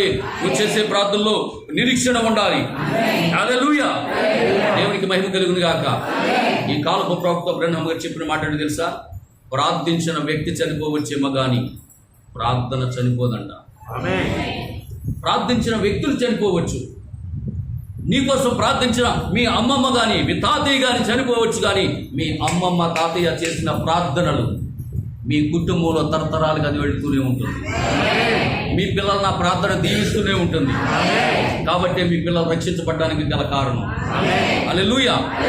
దేవునికి మహిమ కలుగును గాక. ఆమేన్. కనుక ప్రియమైనటువంటి దేవుని బిడ్డలారా, మనం ఇప్పుడు ఈ భూమి మీద పరదేశులము, యాత్రికులమై ఉన్నాము. అంతేకాదు మనం ఇప్పుడు యుద్ధ రంగంలో ఉన్నాం. మనం ఇప్పుడు ఎక్కడ ఉన్నాం చెప్పండి? యుద్ధ రంగంలో ఉన్నాం, అంతేనా? అందుకే ఇందాక ఏమన్నాడు? కొరింథీయులకు రాసిన 2వ పత్రిక చూడండి. ఇందాక మనం చదువుకున్న కొరింథీయులకు రాసిన 2వ పత్రిక 10వ అధ్యాయం 3వ వాక్యం. త్వరగా చదవాలి. పిల్లల్ని అటు ఇటు తిరగకండి. పిల్లల్ని అటు ఇటు తిరగకూడదు. బాబు నాయన కూర్చోండి, చిన్న కూర్చోండి, ఎలా వచ్చి కూర్చోండి. అది ఆ పిల్లల్ని చూడండి, వచ్చేయండి, కూర్చోవాలి. పిల్లల్ని మీ తల్లుల దగ్గర తండ్రుల దగ్గర పెట్టుకోవాలి. పిల్లల్ని ఎవరిని కూడా మందిరంలో అటు ఇటు తిరగకూడదు. తల్లిదండ్రులు అయినటువంటి వారు మీ అంతా పెట్టుకోవాలి. పిల్లల్ని ఎట్టి పరిస్థితుల్లో తిరగనివ్వకూడదు. పిల్లల్ని. హల్లెలూయా, దేవునికి మహిమ కలుగును గాక. చదవండి. మేము శరీరదారులమై ఉన్నప్పటికీ శరీర ప్రకారము యుద్ధము చేయము. మా యుద్ధోపకరణములు శరీర సంబంధమైనవి కావు గాని దేవుని ఎదుట ఆ దుర్గములను పడద్రోయ జాలగలిగిన బలము కలిగినటువంటి కొట్టడి చప్పట్లు దేవునికి స్తోత్రం కలిగింది కాక. దేవునికి మహిమ కలిగింది కాక. పిల్లరా, మనం పైకి ఎలా కనబడుతున్నాం అంటే అందరిలాగే కనబడుతున్నాం. మన పైకి మనుషుల లోకంలో ఉన్న ప్రజల్లాగే మనం కనబడుతున్నాం. కానీ మీకు విషయం తెలుసా? మనం అందరిలాంటి ప్రజలము కాదు, అందరిలాంటి మనుషులము కాదు. ఒక విషయం చెప్పనా? మీకు వాక్యంలో చూపిస్తాను. హల్లెలూయా. ఎందుకంటే నేను మామూలుగా నోటితో చెప్తే మీకు అర్థం కాదు. ఒకవేళ చెప్పినా మీరు నమ్ముతారా? నమ్ముతారా? నేను చెప్పేది ఏదైనా బైబిల్లో చెప్పాలి, అంతేనా? హల్లెలూయా, దేవునికి మహిమ కలుగును గాక. కాబట్టి నేను చెప్పేది మీకు బైబిల్లోంచి చెప్తాను. మరి బైబిల్ ఏం చెప్తుందంటే ప్రభువునందు ఆనందించుడి. మీరు ఎల్లప్పుడూ ప్రభువునందు ఆనందించండి. మరలా చెప్తుందంటాడు పౌలు గారు. దేవుని ఆరాధించట్లోనే ఆనందం ఉన్నది. ఆమేన్. దేవుని యొక్క పిల్లలు ఎప్పుడూ కూడా దేవుణ్ణి ఆరాధించాలనేది ఆయన ఉద్దేశమై ఉన్నది. ఆయనతో సహవాసం కలిగి ఉండాలి. హల్లెలూయా. మనం ఈ లోకంలో అందరి వలె మానవులుగా పైకి కనబడినప్పటికీ మనము దేవుని కుమార్తెలమై ఉన్నాం. ఆమేన్. హల్లెలూయా. దేవునికి స్తోత్రం కలుగును గాక. కనుక యోహాను సువార్త 10వ అధ్యాయం 34వ వాక్యం చూడండి. నిన్నటి దినాన్ని కూడా ఈ సబ్జెక్ట్ కొద్దిగా అక్కడ టచ్ చేశాను. ఆక్యువల్గా చెప్పాను ఈ మాటలు కొన్ని. అది మీకు కూడా చెప్తాను. ఈ రోజు కొంచెం అది ధ్యానం చేయండి. మనం ఎవరం అనేది మీకు అర్థం కావాలి. Who are you? నువ్వెవరం అనేది అర్థం కావాలి. నువ్వెవరం అనేది నీకు అర్థం కావాలంటే దేవుడు ఎవరో తెలుసుకోవాలి. యోహాను సువార్త 10వ అధ్యాయం 34వ వాక్యం. అందుకు యేసు, మీరు దైవములని నేనంటినని మీ ధర్మశాస్త్రములో రాయబడి ఉండలేదా? ఆమేన్. ఏమంటారా యేసుప్రభు? చెప్పండి. మీరు దైవములు. మీరు దైవములు అంటే ఏమిటి? దైవములు అంటే దేవుళ్ళు, అంతేనా? ఎవరితో అంటున్నాడు ఆయన? ఆయన పిల్లలతో. ఎవరైతే ఆయన పిల్లలు ఉన్నారో వాళ్ళు ఏమవుతారంట? మీరే దైవములు. హల్లెలూయా. కాబట్టి ఇప్పుడు ఎలా కనబడుతున్నాం మనం? ఇప్పుడు ఎలా కనబడుతుంది? లోకానికి ఎలా కనబడుతుంది? హల్లెలూయా. ఎవరున్నారా? లోకానికి మనం ఎలా కనబడతాం? సపరేట్గా వింతగా కనబడతాం. నీ చెవులకి ఏమి ఉండవు, నీ మెడలో ఏముండవు. నువ్వు అందరిలాగా వేసుకో. ఏదో ఈ మధ్య ఏదో డ్రెస్ వచ్చిందంట, స్కిన్ ఫిట్ అంట. మొన్నేమో టైట్ ఫిట్ అంట, ఇప్పుడేమో స్కిన్ ఫిట్ అంట. స్కిన్ ఫిట్ అంటే శరీరంలో కలిసిపోద్దంట. ఇంకెందుకు వేసుకుంటాం? దౌర్భాగ్యం కాకపోతే ఇంకెందుకు అంటున్నాను? అంత అసభ్యకరమైనటువంటి వస్త్రాలు ధరిస్తున్నారు ఈరోజు పురుషులు కానీ స్త్రీలు కానీ. నైతిక విలువలు పడిపోయినాయి. కాబట్టి నువ్వు అలా ఉండవు. నువ్వు నిండుగా చీర కట్టుకుంటావు. నువ్వు చక్కగా అందరిలా కాకుండా జబ్బల జాకెట్ కాకుండా ఇక్కడ దాకా వేస్తావు. అందరిలాగా వినికి మేడ కాదు, నీకు ఫుల్ మేడ ఉంటుంది. నీకు కాలర్ ఉంటే ఉండదు తప్ప నీ జాకెట్ ఇక్కడ దాకా కుట్టిస్తావు. నీ డ్రెస్ విధానమే వేరుగా ఉంటుంది. హల్లెలూయా. నువ్వు దేవుని కుమారుడిగా కనబడతావు, నువ్వు దేవుని కుమార్తెగా కనబడతావు. నువ్వు చూడగానే వీళ్ళ విశేష ఎక్కడ నిలుందనుకోండి, అమ్మ మీరు దేవుని నమ్ముకున్నారా అంటారు. ఎందుకు? ఆవిడ చూడగానే చెప్పేస్తారు. హల్లెలూయా. దేవునికి మహిమ కలుగును గాక. అందుకే ఇక్కడ యేసుప్రభు ఏమంటారంటే, మీరు దైవములని నేను అంటేనని ఎందుకు మీరు కంగారు పడుతున్నారు? అలా చెప్పి మీ ధర్మశాస్త్రంలోనే వ్రాయబడలేదా? ఆమేన్. 82వ కీర్తన 6వ వాక్యం చదవండి. కీర్తన గ్రంథం 82వ అధ్యాయం 6వ వాక్యం త్వరగా. కీర్తన గ్రంథం 82వ అధ్యాయం 6వ వాక్యం. మీరు దైవములనియు మీరందరూ సర్వోన్నతుని కుమారులనియు నేనే చెప్పాను కదా అన్నాడు. అంతే, ఆమేన్. మీరందరూ దైవాలే. రాజకుమారుడు ఏమవుతాడు రాజు. అమ్మా? రాజకుమారుడు ఏమవుతాడు రాజు. చెప్పండి. రాజు. కాకిపిల్ల ఏమవుతుంది? కాకవుతుంది. పిల్లి పిల్ల ఏమవుతుంది? ఇల్లు అవుతుంది. మరి పిల్లి పిల్ల పిల్లవుగా, కాకిపిల్ల కాకవుగా, రాజుగారి కొడుకు రాజావుగా, దేవుడి కొడుకు ఏమవుతాడు చెప్పండి?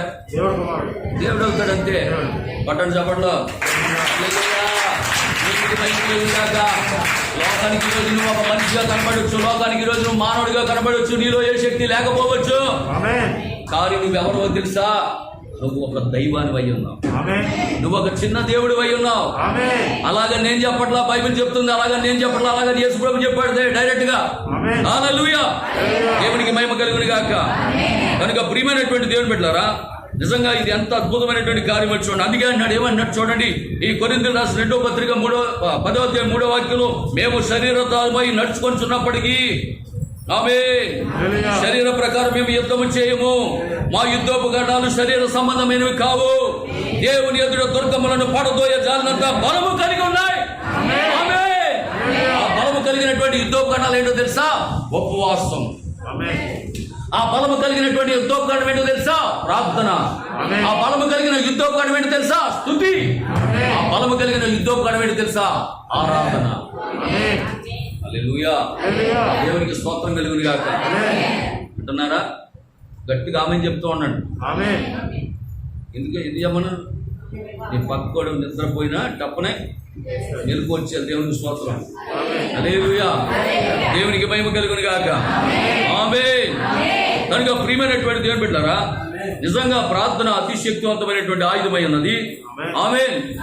ఎందుకు అలాగా యుద్ధం అని మాట్లాడుతున్నటువంటి బిడ్డలారా, ఒక దినాన్న పరలోకంలో యుద్ధం జరిగింది. ఆమేన్. జరిగిందా? అప్పుడు సాతానికి దేవునికి మధ్యలో పోరాటం జరిగింది. అక్కడ మికాయేలు వచ్చాడు యుద్ధం చేయడానికి. యుద్ధంలో సాతాను ఓడిపోయాడు. ఆమేన్. ఆమేన్. ఓడిపోయాడు. పరలోకంలో వాడు ఓడిపోయాడు. పరలోకంలో దేవునితో పోరాడవాడు ఓడిపోయాడు కాబట్టి ఎక్కడ పడతోయబడ్డాడు వాడు? చెప్పాలి. భూమి మీదకి గెంటి వేయబడెను. గెంటి వేయబడ్డా? గెంటి వేయబడ్డాడు. వాడు వస్తా కోట్లాది మంది దూరం తీసుకొచ్చాడు భూమి మీద. ఎందుకు వచ్చేసాడు ఇప్పుడు అక్కడికి? భూమి మీదకి వచ్చి పడి ఏం చేస్తున్నాడు వాడు? ఇప్పుడు భూమి మీద ఉన్నటువంటి దేవుని పిల్లలతో యుద్ధం చేస్తా ఉన్నాడు. అర్థమైందా? అక్కడ నేను ఓడిపోయాను, ఇక్కడైనా గెలవాలి. నేను అక్కడ ఓడిపోయాను, ఇక్కడైనా విజయం సాధించాలి అని ఇప్పుడు వాడు వచ్చి ఎవరితో యుద్ధం చేస్తున్నాడు తెలుసా?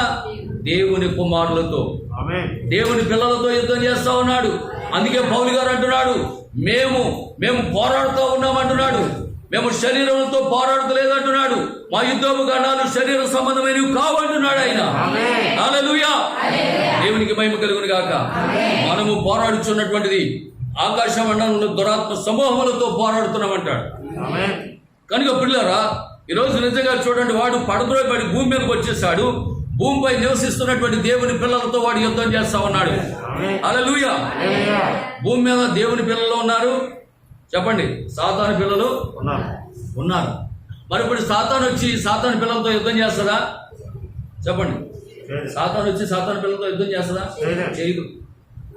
మరి ఎవరితో చేస్తుందంటే దేవుని పిల్లలతోనే. అందుకే మనతో చేస్తుంది కాబట్టి ఇప్పుడు యుద్ధం మనకే జరుగుతూ ఉన్నది. అందుకే కష్టాలు మనకు తెప్పిస్తా ఉన్నాడు. అందుకే ఇబ్బందులు మనకు తెప్పిస్తా ఉన్నాడు. ఆమేన్. హల్లెలూయా. ఆ యూజు దేశంలో యోబు కంటే గొప్పవాళ్ళు ఉండొచ్చు, కానీ వాళ్ళు ఎవరితో పోరాడలేదు, కానీ యోబుతోటే పోరాడాడు వాడు. కనుక ప్రియమైనటువంటి దేవుని బిడ్డలారా, ఈ పేకేరులో మీతోటే పోరాడుతూ ఉన్నాడు వాడు. హల్లెలూయా. ఒక యుద్ధ రంగంలో ఉన్నాం మనం ఇప్పుడు, మనం ఒక పోరాటంలో ఉన్నాం మనం ఇప్పుడు. అందుకే ఈ ఉపవాస ప్రార్థన నీకు ఒక గొప్ప ఆయుధమై ఉన్నది. ఈ గొప్ప ప్రార్థనే ఒక ఆయుధమై ఉన్నది ఇప్పుడు. దేవునికి స్తోత్రం కలుగును గాక. హల్లెలూయా. కనుక మేము శరీరంతో పోరాడట్లేదు అంటున్నాడు. హల్లెలూయా. కనుక నిశ్చయముగా మన సైన్యాధిపతి ఎవరంటే మన యేసుక్రీస్తు ప్రభువే మన సైన్యాధిపతి అంటున్నారా? మన సైన్యాధిపతి ఎవరు? మన యేసుక్రీస్తు ప్రభువే మన సైన్యాధిపతి. ఆమేన్. నీ యుద్ధ రంగంలో నీకు నిలబడేది ఎవరంటే నీ యేసుక్రీస్తు ప్రభు నిలబడుతున్నాడు. యుద్ధ రంగంలో మన సైన్యాధిపతి మన ముందున్నాడు. హల్లెలూయా. మీకు తెలుసా మన ప్రభువుకి ఎన్నడూ అపజయం అనేది లేదు. ఆయన ప్రతి విషయంలో విజయం సాధించి వచ్చాడు. హల్లెలూయా. అపజయం అనేది ఆయన జీవితంలో లేదు. అలాంటి ఒక గొప్ప సైనికుడు, ఒక సైన్యాధిపతి నువ్వు కలిగి ఉన్నావు. నువ్వు కూడా ఈ భూమి మీద ఒక సైనికుడు అయి ఉన్నావు. హల్లెలూయా. అందుకే పౌలు అంటున్నాడు మేము యుద్ధ రంగంలో ఉన్నాం అంటాడు. కాబట్టి యుద్ధ రంగంలో ఉన్న మనం అందరము దేవుడు మనకి గొప్ప ఆయుధాలు ఇచ్చాడు. ఉపవాసం అనే ఆయుధం, ప్రార్థన అనే ఆయుధం, స్తుతి అనే ఆయుధం, ఆరాధన అనే ఆయుధం, ఇలాంటి ఆయుధాలు దేవుడు మనకి ఇచ్చాడు. ఎందుకో తెలుసా? నువ్వు కూడా పోరాడాలి. పౌలు చెప్పలేదా నేను మంచి పోరాటము ఆరాటం అన్నాడు, పోరాటం అన్నాడు. దేవునికి స్తోత్రం. హల్లెలూయా. నేను మంచి పోరాటం పోరాడాను అంటున్నాడు. అంతేకాదు మనం పరుగు పందెంలో కూడా ఉన్నాం. అది కానీ నేను మంచి నా పరుగు నేను కడముట్టించానంట. మనం లేకుండా వాళ్ళు సంపూర్ణులు కాలేరు. మన ముందు ఎంతమంది అయినా పరిగెత్తుండొచ్చు, మన ముందు ఎంతమంది భక్తులైనా పరిగెత్తుండొచ్చు. వాళ్ళు యెషయా అవ్వచ్చు, యెహెజ్కేలు అవ్వచ్చు, మరి యోవేలు అవ్వచ్చు, ఏలియా అవ్వచ్చు, ఎలీషా అవ్వచ్చు, మోషే అవ్వచ్చు, అబ్రహాం అవ్వచ్చు, ఎంతమంది అయినా కావచ్చు, పౌలు అవ్వచ్చు, పేతురు అవ్వచ్చు, ఎంతమంది అయినా మన ముందు పరిగెత్తారు. కానీ మనము లేకుండా వాళ్ళు సంపూర్ణులు కాలేరు. కబడ్డీ పోటీలు చూడండి, ఎంతమంది అవుట్ అయిపోయినా ఆఖరుడు కనుక నెగ్గేసాడు అనుకోండి, ఈ టీం అంతా నెగ్గారు. అవునా కదా? హల్లెలూయా. వికెట్ క్రికెట్లో ఉన్నారనుకోండి, అందులో 10 మంది ఓడిపోయినా ఆఖరు ఉన్నవాడు ఒక్కడేం చేస్తాడు? ఆడే ఒక 100 వికెట్ కొట్టేస్తాడు, 100 స్కోర్ బాల్స్ కొట్టేస్తాడు. వీడు ఒక్కడు కొట్టిన దాన్ని బట్టి ఆ టీం అంతా ఏమవుతుంది? నెగ్గేస్తుంది. అలాగే ఈరోజు ప్రియమైన దేవులారా, చివరిలో ఉన్నాం, మనం ఆఖరి గడిలో ఉన్నాం, మనం యుద్ధ రంగంలో ఉన్నాం.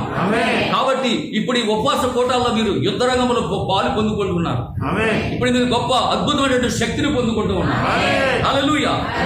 దేవునికి మహిమ కలుగును గాక. ప్రార్థన అనేది చాలా అద్భుతమైనటువంటి కార్యమైనది. హల్లెలూయా. చూడండి, యేసుక్రీస్తు ప్రభువు వారు ప్రార్థన చేశారు. మార్కు సువార్త 1:35. మార్కు సువార్త 1:35 వాక్యం. త్వరగా తీయండి. మార్కు సువార్త 1:35 వాక్యం. ఆయన పెందలగాడనే లేచి ఇంకా చాలా చీకటి ఉండగానే బయలుదేరి అరణ్య ప్రదేశమునకు వెళ్ళి అక్కడ ప్రార్థన చేసేవాడట. దేవునికి స్తోత్రం. యేసుక్రీస్తు ప్రభువారు అయ్యుండి, ఆయన దేవాది దేవుడు అయ్యుండి మానవ శరీరం దాల్చుకొని భూమి మీదకి వచ్చి ఆయనే పెందలగడని లేచి ఇంకా చీకటి ఉండగానే లేచి మోకరించి ప్రార్థన చేయడానికి అరణ్య ప్రదేశంలోకి వెళితే మానవులమైన మనకెంత ప్రార్థన అవసరం చెప్పండి.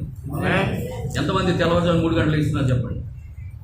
3 గంటలు, తెల్లవారుజాము 3 గంటలు వేసి ప్రార్థన చేసి గాడ్ బ్లెస్ యు. దేవుడు మనకు తెలుసు అండి, 20 సంవత్సరాల నుంచి గాడ్ బ్లెస్ యు దేవుడు నియమించినారు. హల్లెలూయా. నేను ప్రభు నమ్ముకున్న కాడి నుంచి 3 గంటల ప్రార్థన అలవాటు చేసుకున్నాను. హల్లెలూయా. దేవునికి మహిమ కలుగును గాక. ప్రతి విశ్వాసి ఉదయాన్నే లేచి వేకువనే లేచి ఎవరైతే దేవుణ్ణి కలుసుకుంటారో ఆ రోజు దెయ్యం వాడు ఏమీ చేయలేదు. హల్లెలూయా. ఉదయాన్నే లేవాలి, పెందలగడనే లేవాలి, వేకువనే లేవాలి, చీకటి ఉండగా లేవాలి. తెల్లవారుజాము 3 గంటలకి. మీ అందరికీ తెలుసు దేవతా సమయం అంటారు. తెలుసు ఎంతమంది తెలుసు? 3 గంటల 15 నిమిషాల నుంచి 4 గంటల 15 నిమిషాల వరకు దేవతా సమయం అని చెప్పారు. పూజ చేసినప్పుడు తెలుసా? మరే ఇంకేంటి? దేవతా సమయం, దేవుని దూతల భూమి మీద సంచరించే సమయం. ఆ సమయంలో నువ్వు ప్రార్థన చేయాలి. కనుక యేసుక్రీస్తు ప్రభువారు ఇంకా పెందలుగా అక్కడ చీకటి ఉండగానే లేచి ప్రార్థన చేశారంట. చూడండి, ఇంకా చూద్దాం. మత్తయి సువార్త 14:22 చూడండి. 14:22 వాక్యం. త్వరగా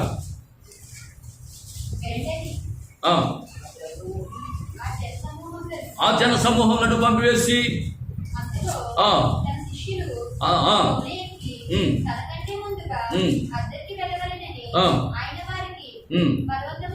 బలవంతం చేసెను.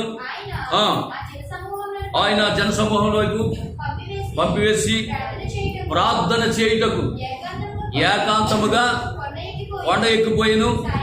సాయంకాలం అయినప్పుడు ఒంటరిగా ఉండి ప్రార్థన చేయడం మొదలు పెట్టాడు. కొట్టడి సభలు కూడా దేవుడు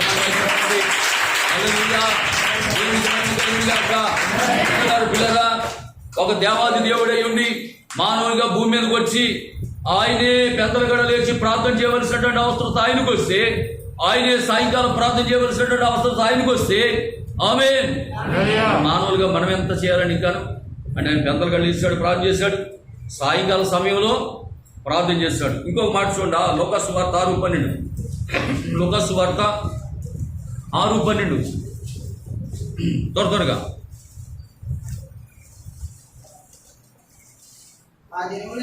ఆ దినములు యందు ఆయన ప్రార్థన చేయుటకు కొండకు వెళ్ళి దేవుణ్ణి ప్రార్థించుట యందు రాత్రంతా గడిపాడంట. ఆమేన్. ఆమేన్. హల్లెలూయా. చూడండి ఎన్ని రకాల ప్రార్థన చేస్తున్నాడు ఆయన. వేకునే ప్రార్థన చేస్తున్నాడు, సాయంకాలం ప్రార్థన చేశాడు, రాత్రంతా ప్రార్థనలో గడిపాడంట. మరి ఆయనకి ఎంత ప్రార్థన అవసరమైతే మానవులైన మనకి ఎంత ప్రార్థన అవసరమో చూడండి. ఆమేన్. ఈ కాలపు ప్రవక్త ఒక మాట చెప్తున్నాడు, మీరన్నీ విస్తారంగా చేస్తారు కానీ ప్రార్థన అనేది బహు తక్కువగా చేస్తారంట. కానీ ప్రార్థన అనేది ఎక్కువ చేయాలంట. అన్నిటికంటే ప్రార్థన అనేది ఎక్కువ చేయాలంట. దేవునికి స్తోత్రం. హల్లెలూయా. దేవునికి మహిమ కలుగును గాక. కనుక పిల్లరా, ప్రార్థన గురించి ఒక మాట చెప్తున్నాడు. ఏంటంటే చూడండి, ఇప్పుడు ప్రపంచంలో ఉన్న దేశాలన్నీ కూడా అమెరికా అంటే భయపడుతున్నాయి. అనగా అమెరికా దేశం అంటే భయపడుతున్నాయి. ఎందుకు భయపడుతున్నాయి? ఆ దేశంలో ఉన్న అణుబాంబులను బట్టి, అంతే కదా. అలాగే రష్యాని బట్టి భయపడుతున్నాయి. అంటే రష్యాలో ఉన్నటువంటి బాంబులు బట్టి. ఆ రష్యాలో ఉన్నటువంటి సైనికుల దగ్గర ఏం బలం లేదు, కానీ ఆ రష్యాలో సైనికుల దగ్గర ఉన్న అణుబాంబులను బట్టి భయపడుతున్నాం. అమెరికాలో ఉన్న సైనికుల దగ్గర బలం లేదు, కానీ అమెరికాలో సైనికుల యొక్క ఉన్న అణుబాంబులు చూసి భయపడతా ఉన్నాం. ఆమేనండి అమ్మా. స్తోత్రం నాయన. అసలు ఇప్పుడు రెండు అవ్వకుండానా చెప్పుకోడికి నాకే ఆవేశం రావాలి. హల్లెలూయా. ఇది కూడా చక్కగా వినాలి. ఆమేన్. హల్లెలూయా. దేవునికి మహిమ కలుగును గాక. కనుక చూడండి, వాళ్ళ దగ్గర బలం లేదు, కానీ వాళ్ళు ఉపయోగించే ఆయుధాల్లో బలం ఉంది. కానీ ఇక్కడ ఈ ఉపవాస ప్రార్థనలో ప్రార్థించే నీలోను బలం ఉన్నది, ప్రార్థనలోను బలం ఉన్నది. నా మాటలు పట్టుకున్నారా? అర్థమైందా? సైనికుల్లో బలం లేదు, సైనికులు ఉపయోగించే బాంబుల్లో బలం ఉంది. కానీ ఇక్కడ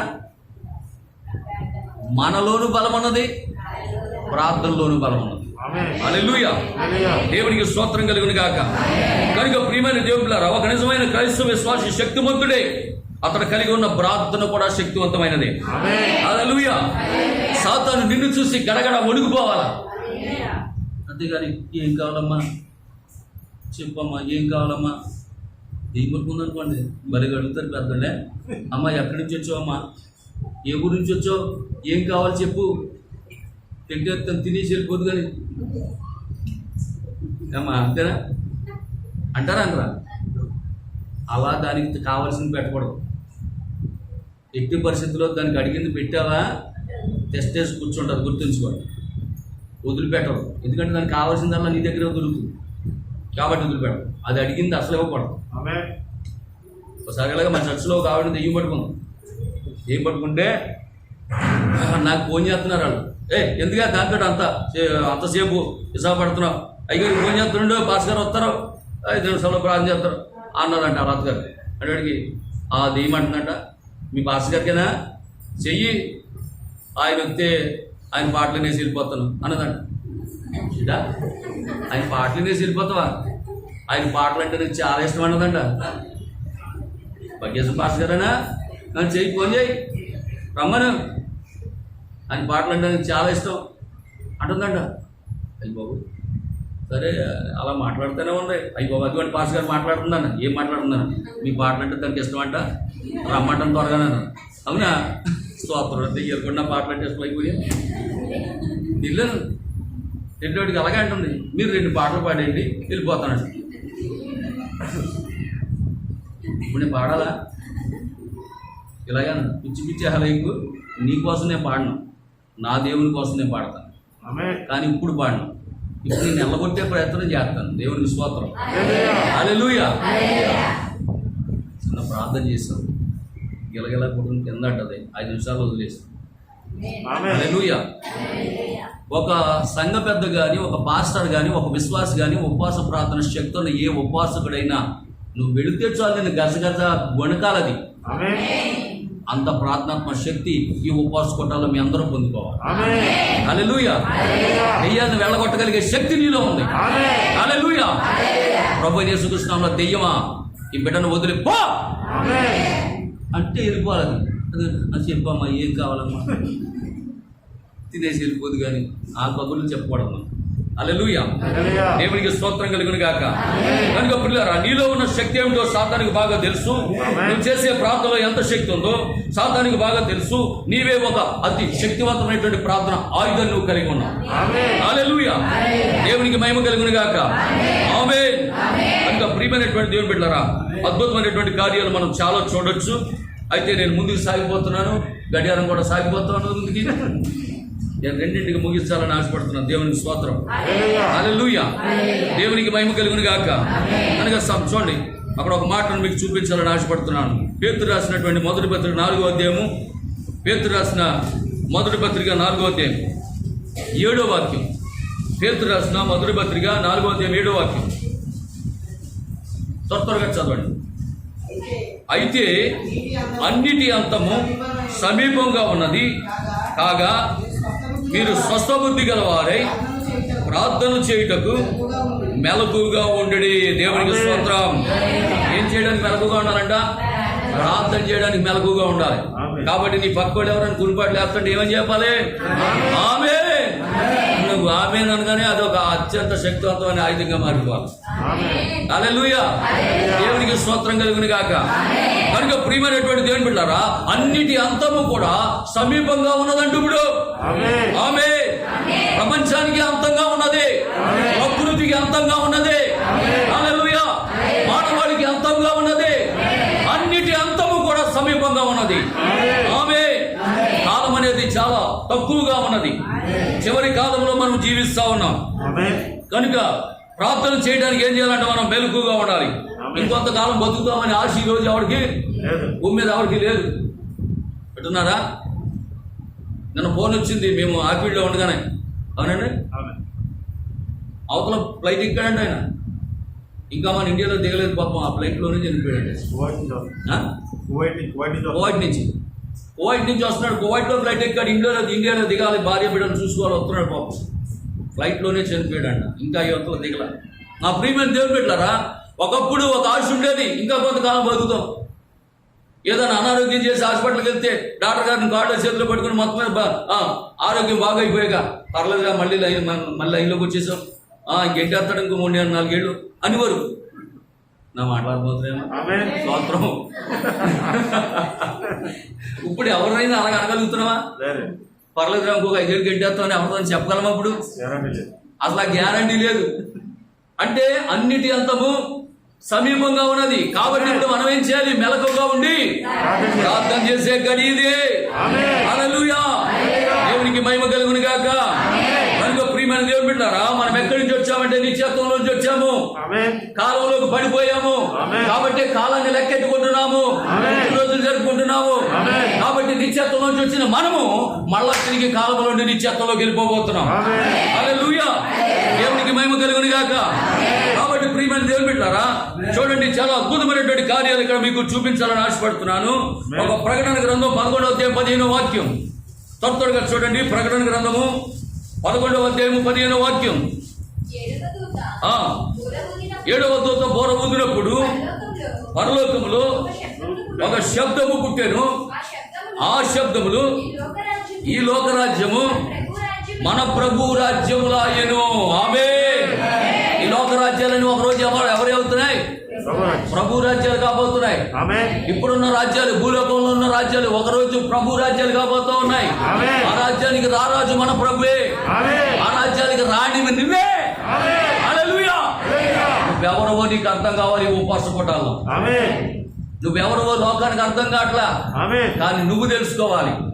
త్వరలోనే ఈ లోక రాజ్యాలు ఏమైపోతున్నాయి? క్రీస్తు రాజ్యాలు అయిపోతున్నాయి.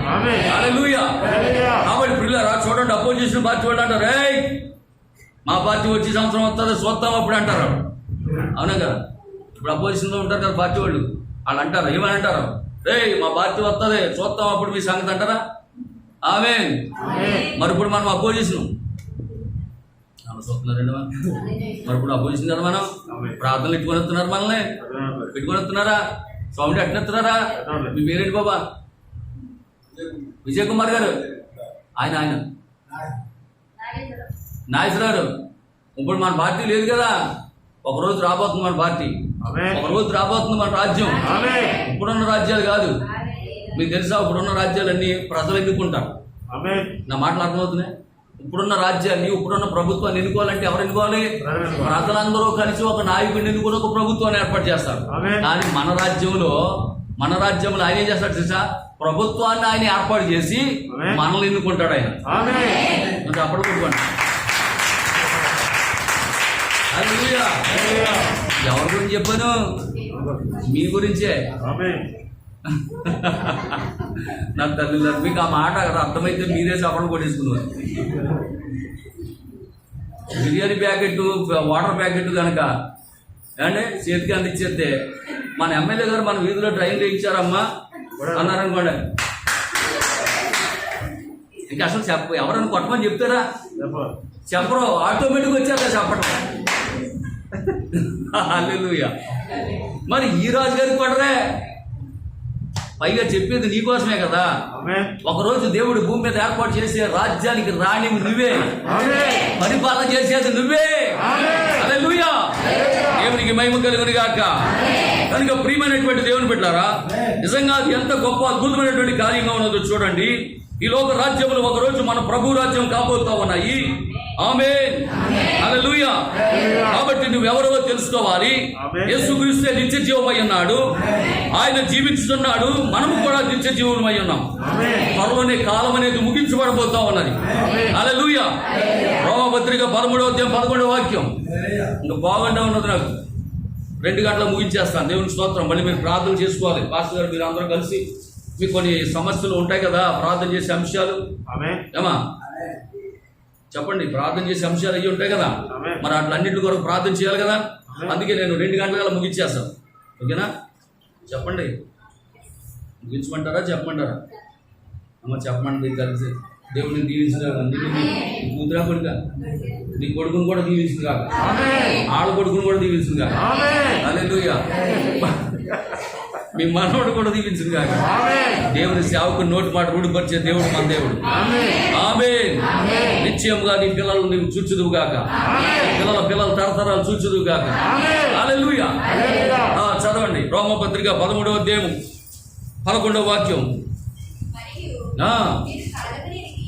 మరియు మీరు కాలం నెరిగి నిద్ర మేలుకొని వేళ అయినదని తెలుసుకోండి. ఎందుకేమన్నాడు? మీరు నిద్రలోకి వెళ్ళొద్దు. ఆమేన్. మీరు మెలకుగా ఉండి ప్రార్థన చేయండి అన్నాడు. ఇప్పుడు ఇక్కడ ఏమన్నాడు? మరియు మీరు కాలం నెరిగి నిద్ర మేలుకొని వేళ అయింది. కాలం తెలుసుకోండి. అందుకే చెప్పాను మీకు, మనము క్రీస్తు మొదటి రాకడలో లేము, మనము క్రీస్తు 3వ రాకడలో లేము. ఆమేన్. మనము జీవించుచున్నది క్రీస్తు 2వ రాకడలో ఉన్నాం. కాబట్టి ఆయన రాకడ కొరకు మనం ఎలా సిద్ధపడాలి, మనం ఏం చేయాలి? అందుకే అన్నాడు కాలం నెరిగి నిద్ర మేలుకొని వేళ అయిందని తెలుసుకోండి. మన విశ్వాసులు అయినప్పటికంటే ఇప్పుడు రక్షణ మనకు సమీపంగా ఉన్నది.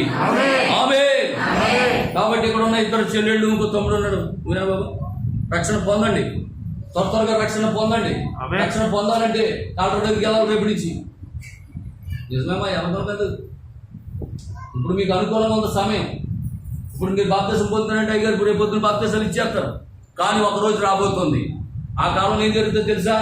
రక్షణ పొందాలని భాష మీకు పొందడానికి అవకాశం ఉంది. ఎక్కడికి వెళ్ళాలి?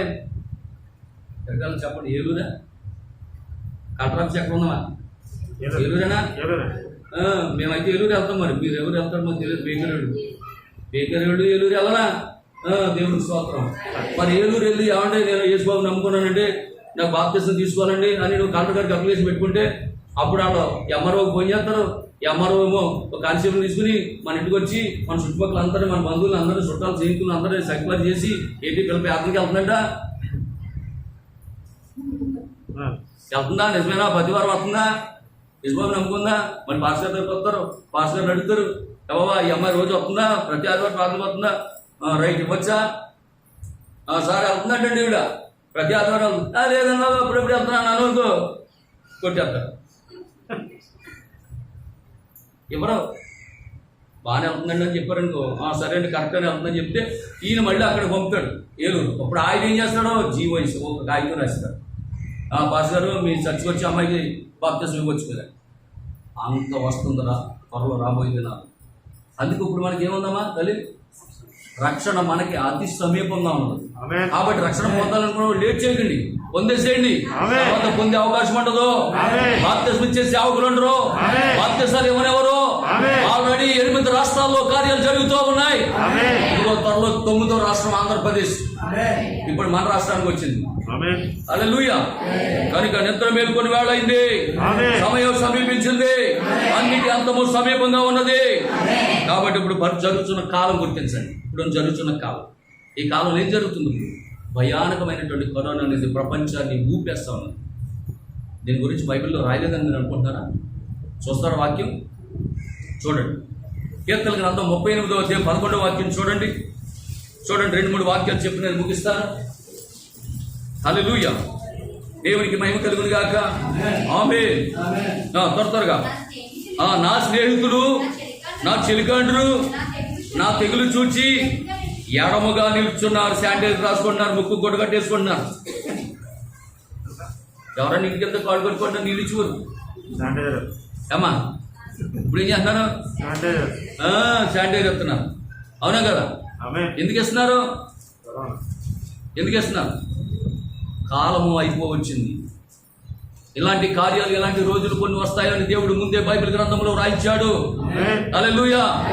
ఏం చేస్తున్నారంట? నా స్నేహితులు, నా చెలికాటును, నా తెగులు చూచి ఎడంగా నిల్చుంటున్నారు, దూరంగా ఉంటున్నారు. ఇప్పుడున్న పరిస్థితి ఎప్పుడో రాశాడు దేవుడు, ఇలాంటి కరోనా పరిస్థితులు వస్తాయని. ఆమేన్. ఆమేన్. హల్లెలూయా. హల్లెలూయా. దేవునికి స్తోత్రం కలుగును గాక. ఇంకెవరున్నారమ్మా? స్నేహితులే కాదు, చెలికాటులే కాదు, నా బంధువులు. వద్దాం అనుకున్నాడు రా, కరోనా కదా మాట్లాడుతున్నామా?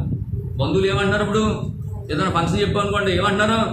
అదే వద్దాం అనుకున్నాను రా, ఇప్పుడు కరోనా కదా రాలేకపోతున్నాను.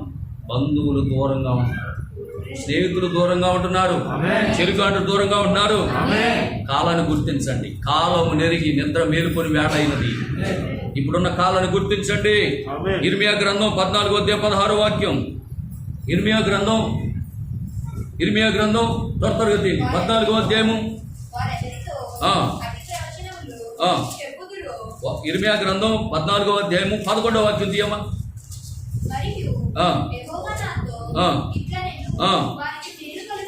వారికి మేలు కలిగినట్లు ఈ ప్రజల నిమిత్తము ప్రార్థన చేయకు.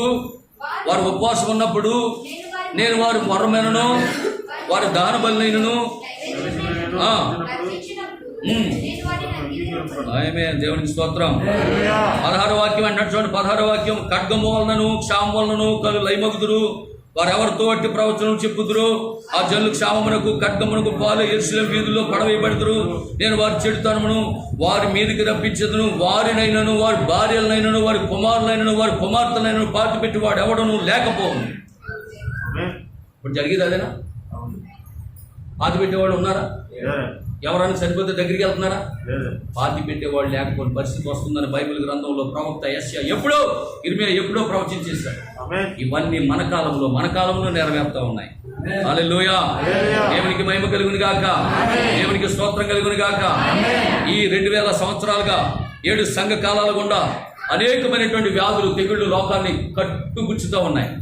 కలరా వచ్చింది, మస్సూచి వచ్చింది, ప్లేగ్ వచ్చింది, అంత్రాక్స్ వచ్చింది, బర్డ్ ఫ్లూ వచ్చింది, స్వైన్ ఫ్లూ వచ్చింది, ఇప్పుడు కరోనా వచ్చింది. కొత్త ఏం కాదు, బైబిల్లో రాయబడింది. హల్లెలూయా. దేవునికి మహిమ కలుగును గాక. ఇంకా చూడండి, యెహెజ్కేలు గ్రంథం 7వ అధ్యాయం 26వ వాక్యం. యెహెజ్కేలు గ్రంథం 7వ అధ్యాయం 26వ వాక్యం. త్వరగా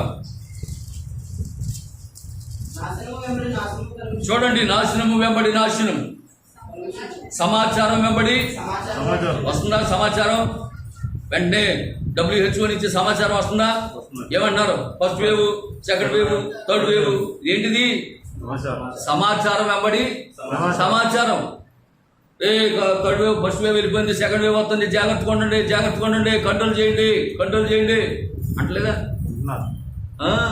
ఇదేంటిది? సమాచారం వస్తా ఉన్నది. అలర్ట్ చేస్తా ఉన్నారు. ఆమేన్. బైబిల్ గ్రంథంలో ఎప్పుడు దేవుడు రాయించాడు ఇట్లు కోసం. ఆమేన్. హల్లెలూయా. హల్లెలూయా. సమాచారం వెంబడి సమాచారం, నాశనం వెంబడి నాశనము. ఆమేన్. తర్వాత ఏం జరుగుతుంది చూడండి. దర్శనము కొరకు విచారించుదురు, చేస్తారు గాని